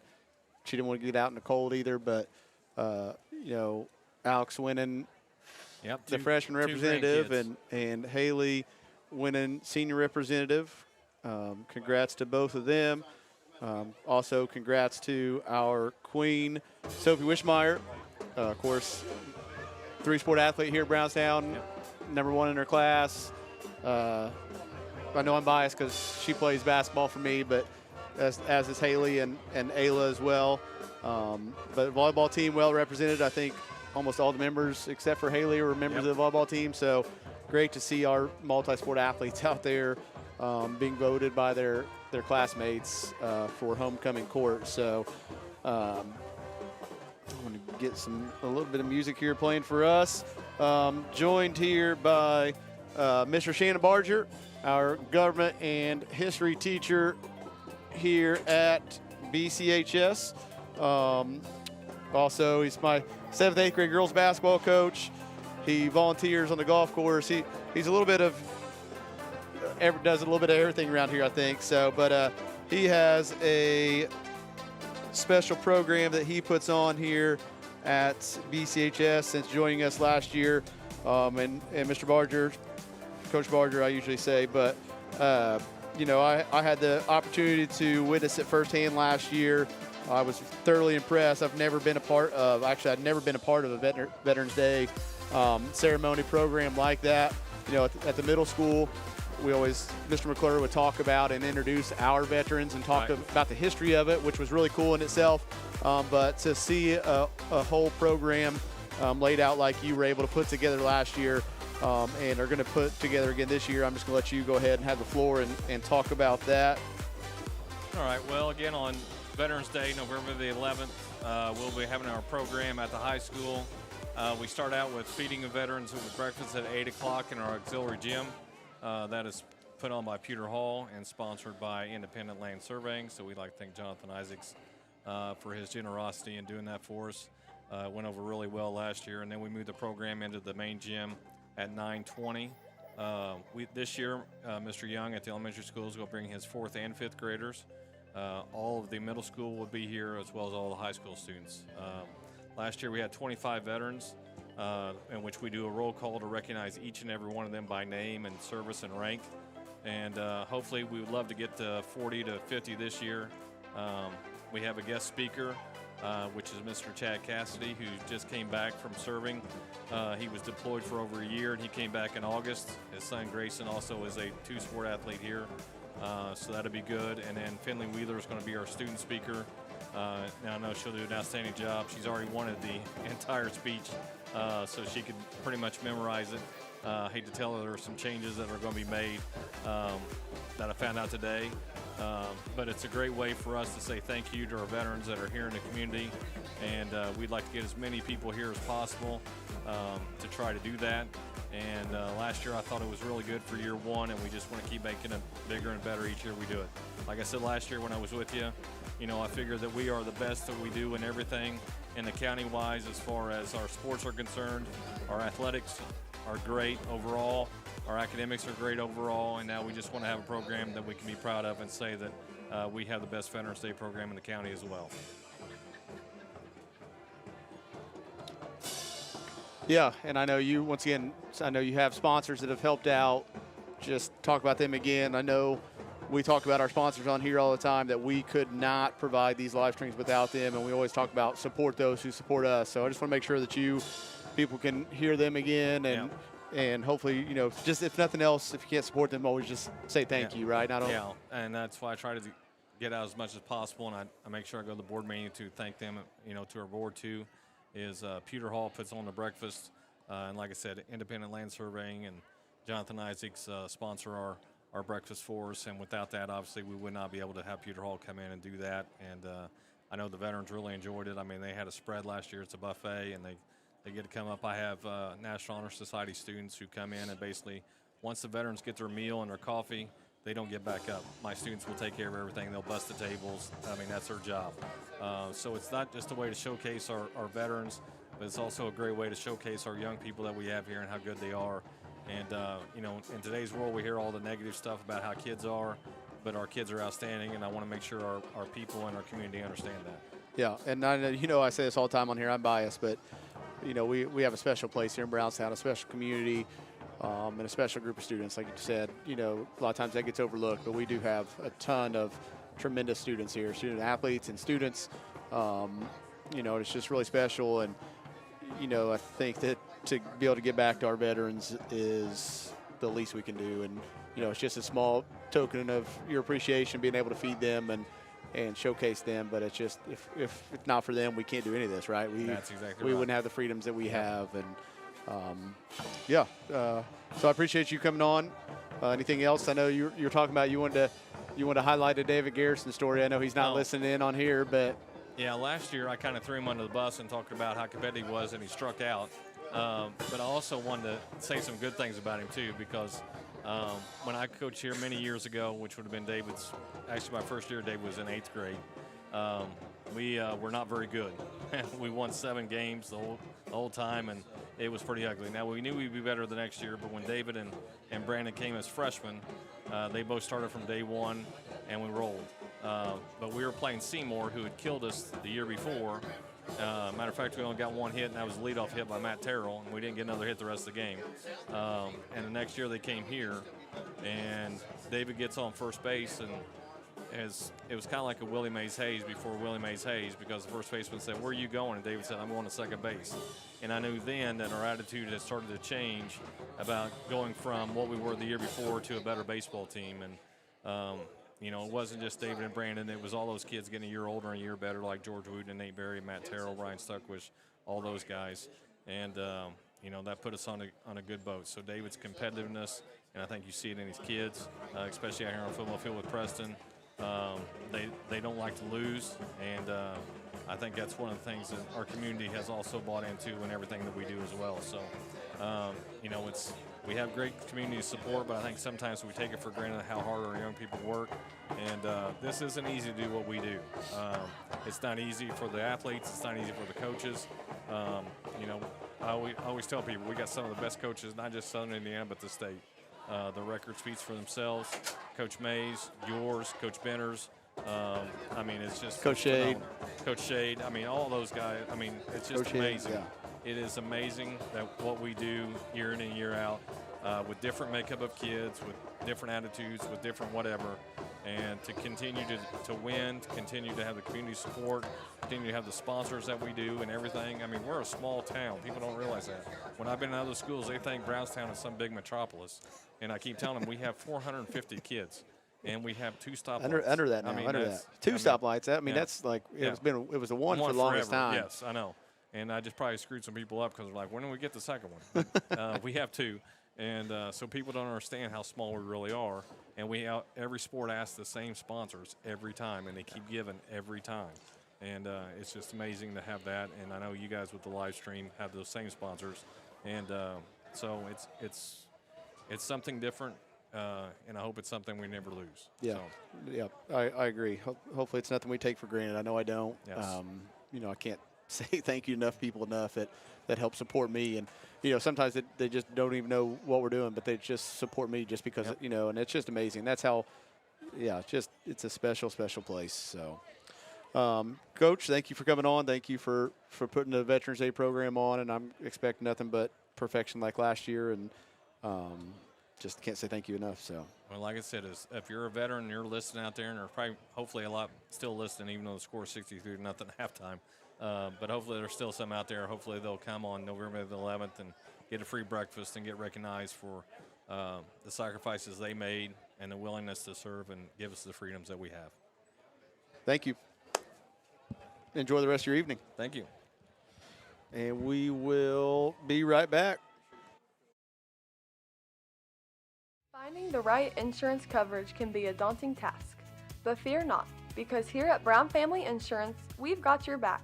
With years of experience and a dedication to our community, we're your trusted local independent agency, including companies such as Erie Insurance, Western Reserve Group, and Progressive. From auto, home, business, and life, we're here to tailor the perfect insurance solution just for you. Because protecting what matters most is not just a job for us, it's our passion. Contact our staff today and let's secure your future together. Have you ever wanted a confident smile that stands out? At Seymour Orthodontics, we're committed to giving you the smile of your dreams, your way. And it's not just Invisalign and braces. We use the latest technology such as laser treatment for gummy smiles and temporary anchorage devices, which can take the place of expensive implants and even surgery. Not to mention an unrivaled choice of colors, from clear to glow in the dark and even shaped braces and colors. Our motto is that we treat everyone like family, and we offer multiple treatment plans that fit your life and goals. Located in And we are back here for quarter number 3. I know the scoreboard still isn't correct. We're going to kick this one out of bounds. I guess that protects the kickoff coverage a little bit, but got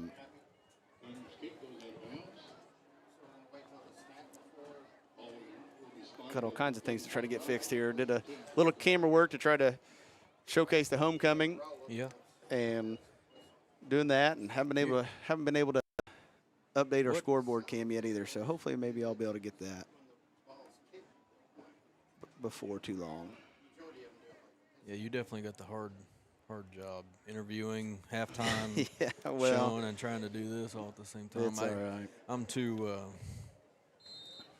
I've not paid attention well enough to figure out how to. I'd mess something up more than help. Well, Amanda told me that the Sowers 8th grade girls won 28-26 in set number 1 of their second game this evening. They're playing Suburban Lutheran School. I didn't even heard of that all my years of being in the Lutheran school system, and but I looked them up. They're out of Fort Wayne. Okay. So if anybody's got, I know LC was playing tonight at Emmanuel. If anybody that's tuned in and has scores for Lutheran Central, please feel free to share those. A quick little out route / bubble screen there, and he might be trying to tiptoe there. Ran out of bounds. Good gain there. But the score is 63-0, and of course the mercy rule is in effect. Once above 35 points, it'll be a running clock the rest of the second half. So hopefully that'll make things go a little bit quicker. Yeah. I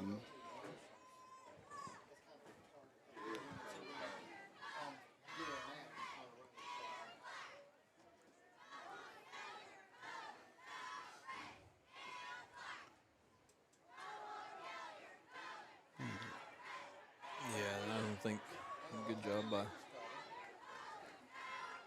Davis. Is that date number 11 there? I think it's Davis. There, the scoreboard. Sorry, I was behind on that play because I got the scoreboard fixed. So it is showing 63-0 now. Just took me a second, and like I said, trying to do homecoming and do the interview there. I got a little sidetracked and frustrated because I was trying to fix it and couldn't get it to find my source that I needed, and we're good now. Hopefully that'll be the last thing I have to do. Except move the camera. I should just be quiet and just let you talk the rest of the time. Oh, I don't know what else all to say other than. Yeah, we're supposed to come up with some good stories, but I don't know. I don't know about stories. I've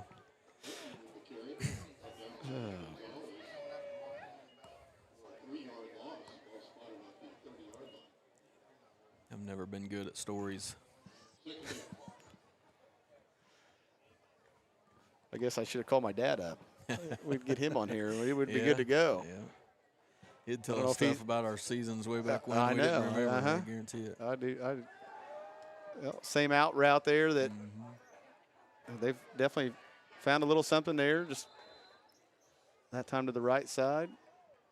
Yeah, number 0 for Silver Creek's been their one bright spot really all night. I mean, he's even in the first half he had a couple of first down runs.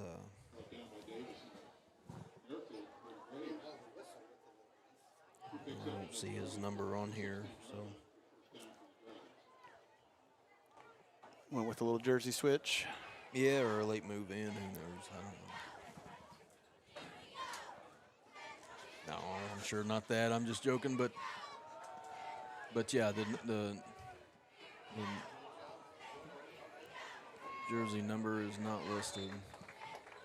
Maybe it's 8. Yeah, I've had trouble. I didn't want to mess up any numbers. No, it's not 8 because it says he's 6'4".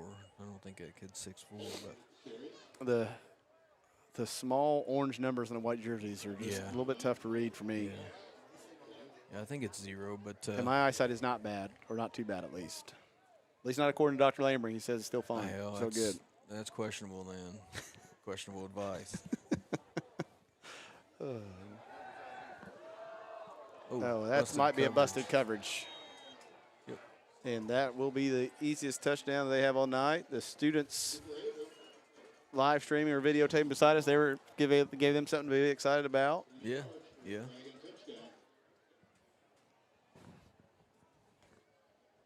Yeah, something to go over tomorrow. Yeah. Definitely going to be the easiest throw the quarterback makes all night.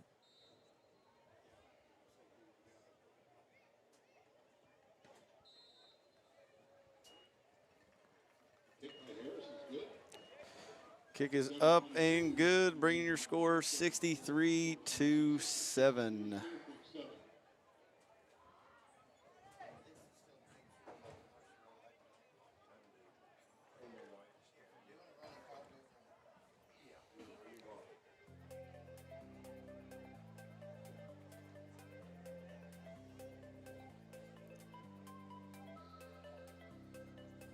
Sasha Yaden, thanks for tuning in. She was congratulating Sophie and the rest of the girls and guys who were on the homecoming court. No, Zoe, the game, thank you for tuning in. The game is not over. It was just halftime.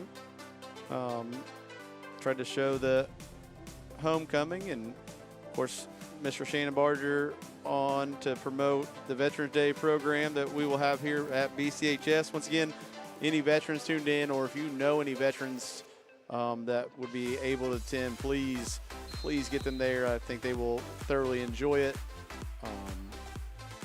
A chance to be honored.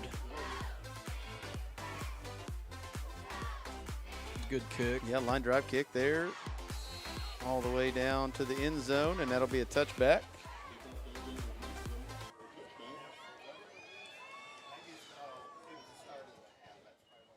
Missy Brewer, also thank you for tuning in.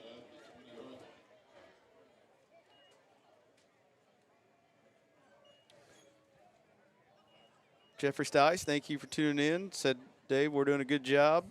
Thank you. So, yeah, Stephen, I'm going to try. Hey, it was dry for the Whitey golf tournament that I put on in September. It had been dry for about 4 years in a row. The last two we've got rained on, so hopefully we can get that changed. Got a bunch of backups in here for the Braves. I think I saw Hutchison in at QB that possession, it looked like. Yeah. Looks like a slew of numbers in there. Right? Cooper Begg with the carry there, it looks like.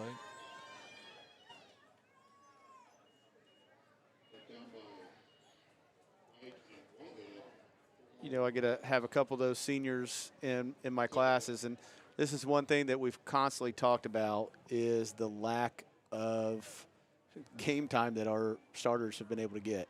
Yeah. Roughly, you're talking about you played a half a season. Like, I mean, they haven't played much into the third quarter in any game. No, they haven't. It's something that it's disappointing, to be honest, because they don't know how they're going to. No one knows how they're going to react when adversity hits, which it will hit. Yeah, when you get into the tournament, you're going to play. Had a little bit of that down at Charlestown where you got down early, but that was early. And it was a game I think you knew offensively, or once you got the ball, you're going to be able to score most of the time. It's just settling down defensively. But in the tournament, I mean, we'll go back to Linton. It's a team that you take too early, give up 2 early touchdowns. It's not to say you can't come back, but they're going to score some more too. You know what I mean? Yeah. They match it's physically and that's what I was going to say. Wise. The physicality that they're able to present, it's not. They're able to all of a sudden take up time and chunks of yards. 3-4 yards every carry, and that shortens the game as well. When you get a lead, and they play the whole game. I mean, they're playing teams. Corbin, Kentucky. They play a team out of Ohio. I mean, those games. Kettering, Ohio. North Decatur, who's a 1A program, but they're ranked in the top 5. Yeah. And they're playing the whole game, and they're much better shape than our guys will be when you're talking about just the physical laying on each other and pushing each other around for an entire game, and it's just unfortunate. I understand you got to you're playing who you can, but yeah, your conference play, you have contractually obligated to play those, and and then one of the tougher things about football is the fact you have Seymour, Madison, and New Albany who are outside the conference, right? Mm-hmm. Madison will join the conference, and you like the Seymour game because it's the counter rivalry, but it's just for them they were down this year, and but it's hard. You got to make things perfectly aligned. It's a Friday. Your games are on Fridays for the most part. You've got to be able to get another team that has that same Friday open, where they may not be playing a conference school, so that's difficult. And I see a lot. No, I don't know. I mean, it's probably not anything. I don't know. Hutchinson there with a nice run. Nice run, yep. But you see a lot more. I mean, definitely the 6A schools do a lot of the even out of state games. But I'm seeing a lot more of that even with smaller schools throughout the state, especially if they border. Now I know Linton's in the middle of nowhere up there. But I do know Linton's had a lot of local teams that they used to play drop them because they were just getting tired of getting thumped. Yeah. So and it's the same thing for what they need to do to go out. Yeah, and same thing for their conference. Games. Their conference is not as good as ours, so they go out and have scheduled some of those teams. And direct snap there. John McCain asked about bringing back Dub. Yeah, Dub is not having as quite as good a season. Been really they're not a team that's going to give us trouble, I don't think. And their style of play is different, right? They're a ground and pound team, or traditionally have been. I know Coach Lowry. I love Coach Lowry over the Dub. I would love to get a chance to call one of his team's games, but I don't think that's necessarily in our wheelhouse, right? I mean, that's how we want to play. But I don't know. But I was talking about this just the other day with somebody. I mean, where do you this particular year? You're going to have to drive a couple of hours. I mean, outside of maybe Floyd Central and Bedford, who we scrimmaged, but outside of Floyd Central, I mean, you're going to need to get up to Indy, or you're going to need to get down near Evansville area to find a team that's going to give you a challenge. Yeah, and I know. I mean, it's definitely showed. Coach Cam Cochran, our JV coach, he's been willing to play anybody. Yeah, and it doesn't matter. Like that's that's what records are great, and having a chance to go undefeated is always great. But at the end of the day, it's about winning tournaments. Yeah, and playing some of those bigger schools. The good thing about that at the JV level is that does get the guys ready for mishandled snap there. Gets them ready for varsity play the next few years, but yeah. Kim Kaiser, I've been waiting on you all night. Finally responded, said, "Let's go Braves." So I always think that she's usually the first person who comments and lets us know she's watching. Kim, thank you as always for tuning in. Yeah, John McCain says maybe not beat up as much, should be fresher, and that's always a plus, right? That's one of the positives of not playing as much. You're going to be fresher, but I don't know. I'm one of those guys as a coach myself. I like to be battle tested, and I know Coach Shane's tuned in, and his team is going to be absolutely phenomenal. I've already said there's the quick kick. Great kick, actually. Down inside the 5. 4. Yeah. I know he's tuned in. They're going to be a top, 5 team, if not number 1, number 2 team in 3A with the players he has returning. Once again, I've already talked about 2 Division I players on their team. Our conference in girls basketball makes us battle tested. I mean, heck, us and Austin the last few years have been in the bottom half of the conference, but have been a couple of the better teams in 2A. When you look back at the girls basketball conference all the way back to 2010, and that's going to wrap up quarter number 3. And we will take a short break, actually, and we'll be right back.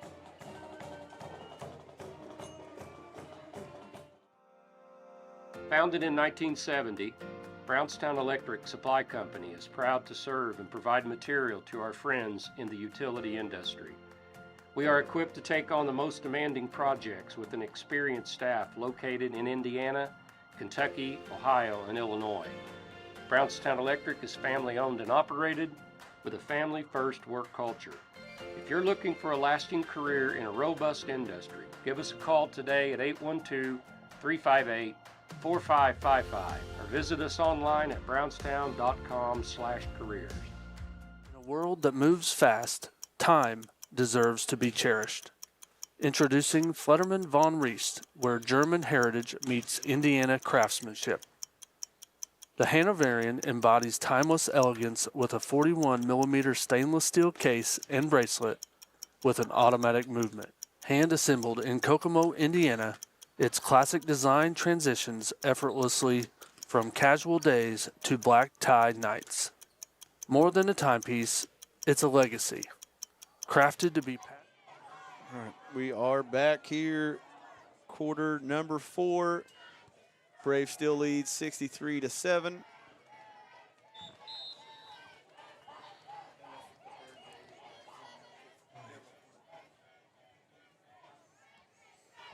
Yeah, at this point, we'll we can update the score verbally, you know. Yeah, Steve, and I don't necessarily disagree. I don't know, that might be difficult, you know, with bargaining agreements and all that kind of stuff. But, yeah, I've always been surprised. And it may be some that Brownstown assistants are loyal to Brownstown and want to be here. But he made a comment about other MSC teams trying to get Brownstown assistants as head coaches, those type of things. But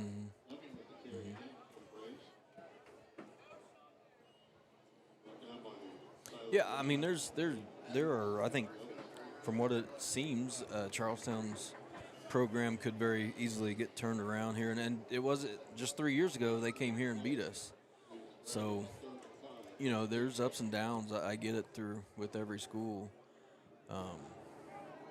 But it's just. Yeah, but usually you see that in your smaller schools, like we us, where we are now. You have a big class, and then they go bad, but and you go young. Yeah, for but a few years. I think we're now with Eastern dropping out of the conference and also not having a football team. I believe we're the youngest, smallest. The smallest team in the conference. Yeah, us and Salem are the only two 2A teams, and I don't know from our and Salem just of side, course I know we're still small because we're down under 450 now. Yeah. But some of these schools, Silver Creek, you know, I know they're still relatively young for historical purposes, but I think this is year 16 or something now.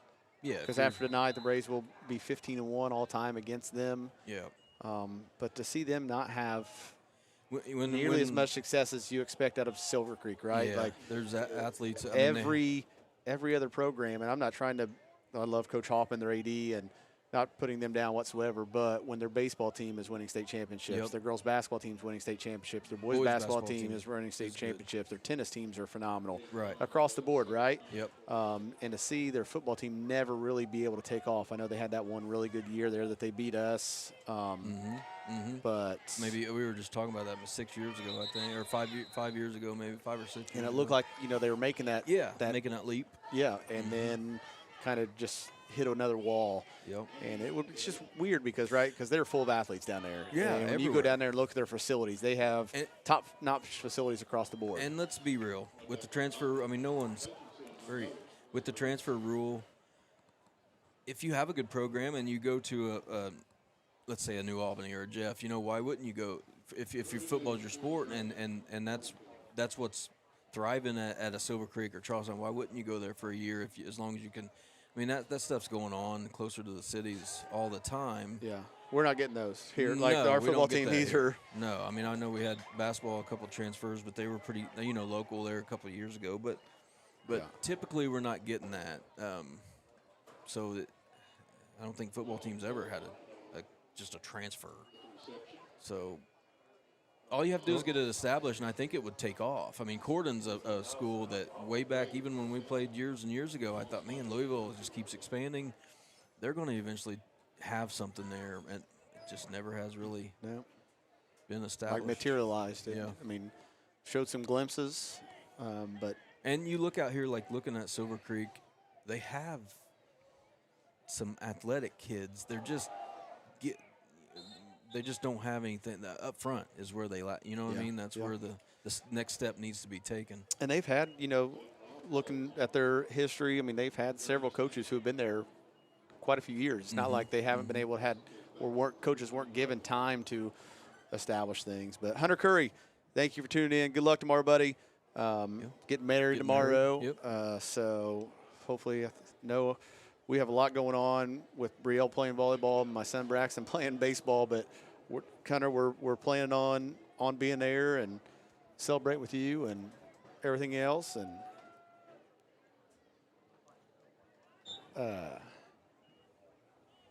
somebody else said something to me that I wanted to get back to a little bit. Oh, John asking about our girls basketball team. Yeah, kicking off the season coming up in a little over a week. Start Monday, October 20th. So, yeah, hoping for a good season. We have some nice pieces back. We did, when you lose 5 seniors, that always makes it difficult. We lost a lot of our competitive nature girls, some toughness that we lost. Jenna Klosterman, a 3-year starter, Mallory Klosterman, a 2-year starter, Kenzie Dean, a 2-year starter. Addison Darledge had started some games for us and come off the bench, and Cassie Helton being a Benergy girl for us, a lot of energy, passion. Got ball. I think he got ball watching or quarterback watching there in the backfield. So big play for the Dragons. But just whenever you lose that in basketball, it's a big thing. But we do have a couple of our leading scorers back, and Sophie and Harley, and Claire Brock coming back. That she didn't play last year, so we had a good summer. But summer ball is summer ball, right? It doesn't mean anything. It's throw that stuff out the window. So, but I'm looking forward to it. Looking forward to getting back in the gym full time with the girls. It's my passion. I love it. I always talk about it. Consumes me sometimes. I'm thankful my wife allows me to do what I do because she doesn't see me much when basketball season's in. So, outside toss, wrap up, fellas. Look like maybe no gain there somewhere. But down to 5 minutes and 20 seconds here left to go in quarter number 4. Your Braves still lead 63-7. Been a fairly quiet second half here. Yeah. The lone touchdown there by Silver Creek, and yeah, I don't know. I mean, Silver Creek driving now, so we'll see if they can punch it in. But I know right before the quarter ended, we were talking about conferences, and on the girls' side of things in girls basketball, since 2010, almost every year I think since 2010, outside of maybe last year, there's been a MSC girls basketball team in the state finals, which is just crazy. Silver Creek or Austin, I think, won it in 2010. Brownstown was there in 2011, were runner-ups, and North Harrison had a run there where they were there back-to-back years and probably would have won it in the third year without the success factor with Lily Hatton. And, Corden's been there a couple different times. Corden was just there a few years ago as well. And Salem was there when Jerry Hickey was there. And Silver Creek girls have been there a couple times back-to-back years there. They were able to win it a year and then ran into a powerhouse South Bend Washington team. And they're going to get in the end zone there. Going to make the score 63-13 with the extra point coming up. Was it back in 2017 or something like that? Eastern Pekin won the state championship, and that was a team that won like 6 sectionals in a row as well. And so we were there a couple years ago, 2024 now or whatever. Yeah, 2024. Probably shouldn't forget that easily, but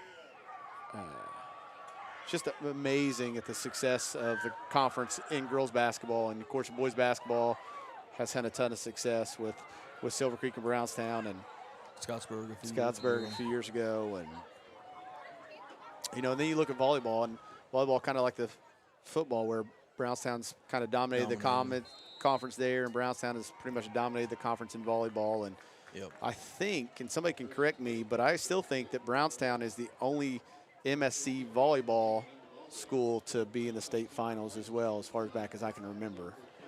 So there may be some older out throughout my years, but dating back to times that I can remember at least. Yeah, I don't know. You're the history guy for that stuff. I have no idea, but I do know Brownstown's pretty much dominated the conference for years. Yeah, Silver Creek's had a few good years. I know Silver Creek's had some years in there where they have been successful, especially since their coach came aboard there, whatever that's been, 15, 20 years ago now. It's been a while, but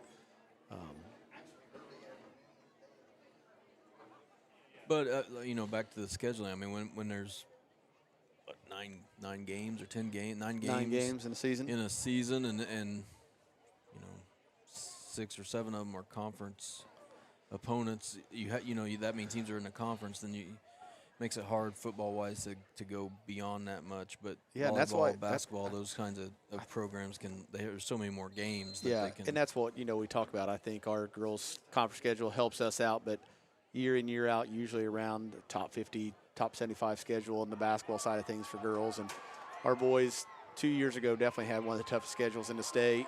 Nice spin move there by Davis. Yeah. Loses balance though, but they knew they were going to be good, right? Right. Yeah. So they added New Albany, they added Jeff, they added Carmel, they added Brownsburg, and the Hall of Fame tournament and all that, and all those tournaments, right, to showcase that and to be challenged. Right. That's what I was really getting at, like the challenging schedule.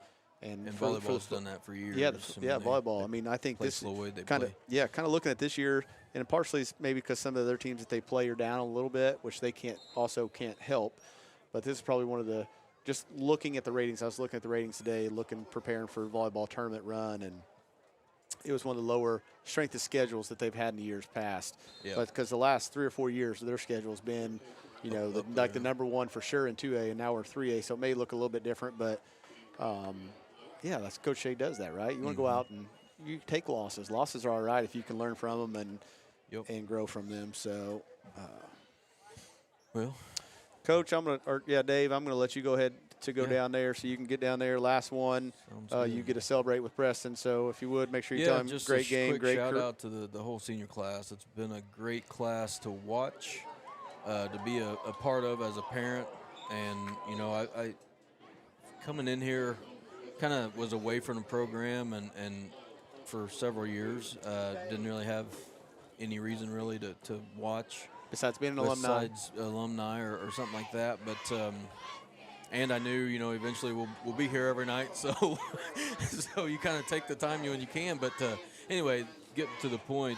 Walking in here 3 years ago, it was a different culture at that time, and I think that this senior class has worked hard to kind of establish the culture that was created not long after Coach May arrived here through some of the early teams that he had. So it's good to kind of get back to that. You look out there, it had been 6 years prior to last year since the sectional win. That's the longest drought I think he's had. So hopefully we can get beyond that this year with this class. They deserve it. They've worked hard. Coach May really deserves it, along with all the coaches down there who have been with him for several years. So yeah, and that was something I was not, I just take for granted that that he wins, right? That he's won a lot. But I was surprised that it's only been like 3 or 4 times that he won back-to-back sectionals. Yeah. So that was another something else I was looking forward to this year. Hopefully being able to put another notch in his belt in that category and, hopefully get that elusive first road to the state finals. So, Dave, get down there so you can enjoy that with Preston. Tell him great game for me. Appreciate that. So, thank you. Thank you, Dave. Appreciate everything you've done all year. So, anyway, Braves are victorious here at Blevins Memorial Stadium, 63-14. We'll try to keep this post-game short and sweet. Player of the game, Vesco Resource Services Player of the Game is going to go to Trey Sweeney. He got the Braves started, set the tone early in the first quarter, scored four rushing touchdowns there in the first quarter. I think that might be a Brownstown Central football record. Thank you. I know he's not here, but thank you to Aaron Harrell for, once again, providing AWH Media and bringing that to Brownstown and B-Town Live to showcase our athletes. Thank you to our sponsors that have all been scrolling up here on the right-hand side of our screen, and the names that were scrolling along the bottom earlier as well. If you are interested in sponsoring, donating, please reach out to myself or Aaron. Would love to have you come on board. Would love to have your business sponsorship name up on the screen as well. Basketball season is right around the corner, and we would love to have you as a sponsor on there for that. Just want to say good luck to the football team as they wrap up the regular season next week at Scottsburg with a chance to wrap up another, first and foremost, another undefeated season. It's crazy how many of those we've had in Coach May's tenure. A lot of teams never have one. I know I was blessed in my 4-year tenure to have 4 undefeated regular seasons, something not very many people can say, but that was kudos to him and his coaching staff then, and him and his coaching staff now. Another chance to win an MSC title, something that they've also done a lot of throughout his tenure. Just a shout out again to our 19 seniors, capping off another undefeated home season. Now finish off that regular season next week, an MSC championship against Scottsburg. Also want to wish Coach Shade and her volleyball team good luck next week. They play Silver Creek on Thursday. Big opening round matchup, one of the biggest opening round matchups in volleyball sectional across the state. So if you're able to make it down to Madison for that one, please do so to support those Lady Braves. I know it's fall break, but get down there and support them. They deserve that. They've had a well of a season as well. They wrapped up the MSC championship last night after defeating Salem on senior night. Had an undefeated MSC season there as well. So Coach Shade, Lady Braves volleyball team, good luck. Cross country, good luck as well as conference, I believe, is tomorrow, and sectional right around the corner for them as well. So good luck to all the fall athletes that are still in season and in postseason. That will do it for AWH Media and B-Town Live for this football season. Once again, it's been a pleasure. Sorry you have to listen to me. I hope it's not too bad, but it's been a pleasure being able to come in, hopefully to your homes or on your cell phone or wherever you're listening to, and be able to showcase our football program for you and all our athletes here at Brownstown, as well as being able to do so for 4 or 5 of the volleyball games that we were able to do. So my pleasure. I love it. Once again, Aaron, thank you again, and all our sponsors. So with that being said, good night. Have a good weekend.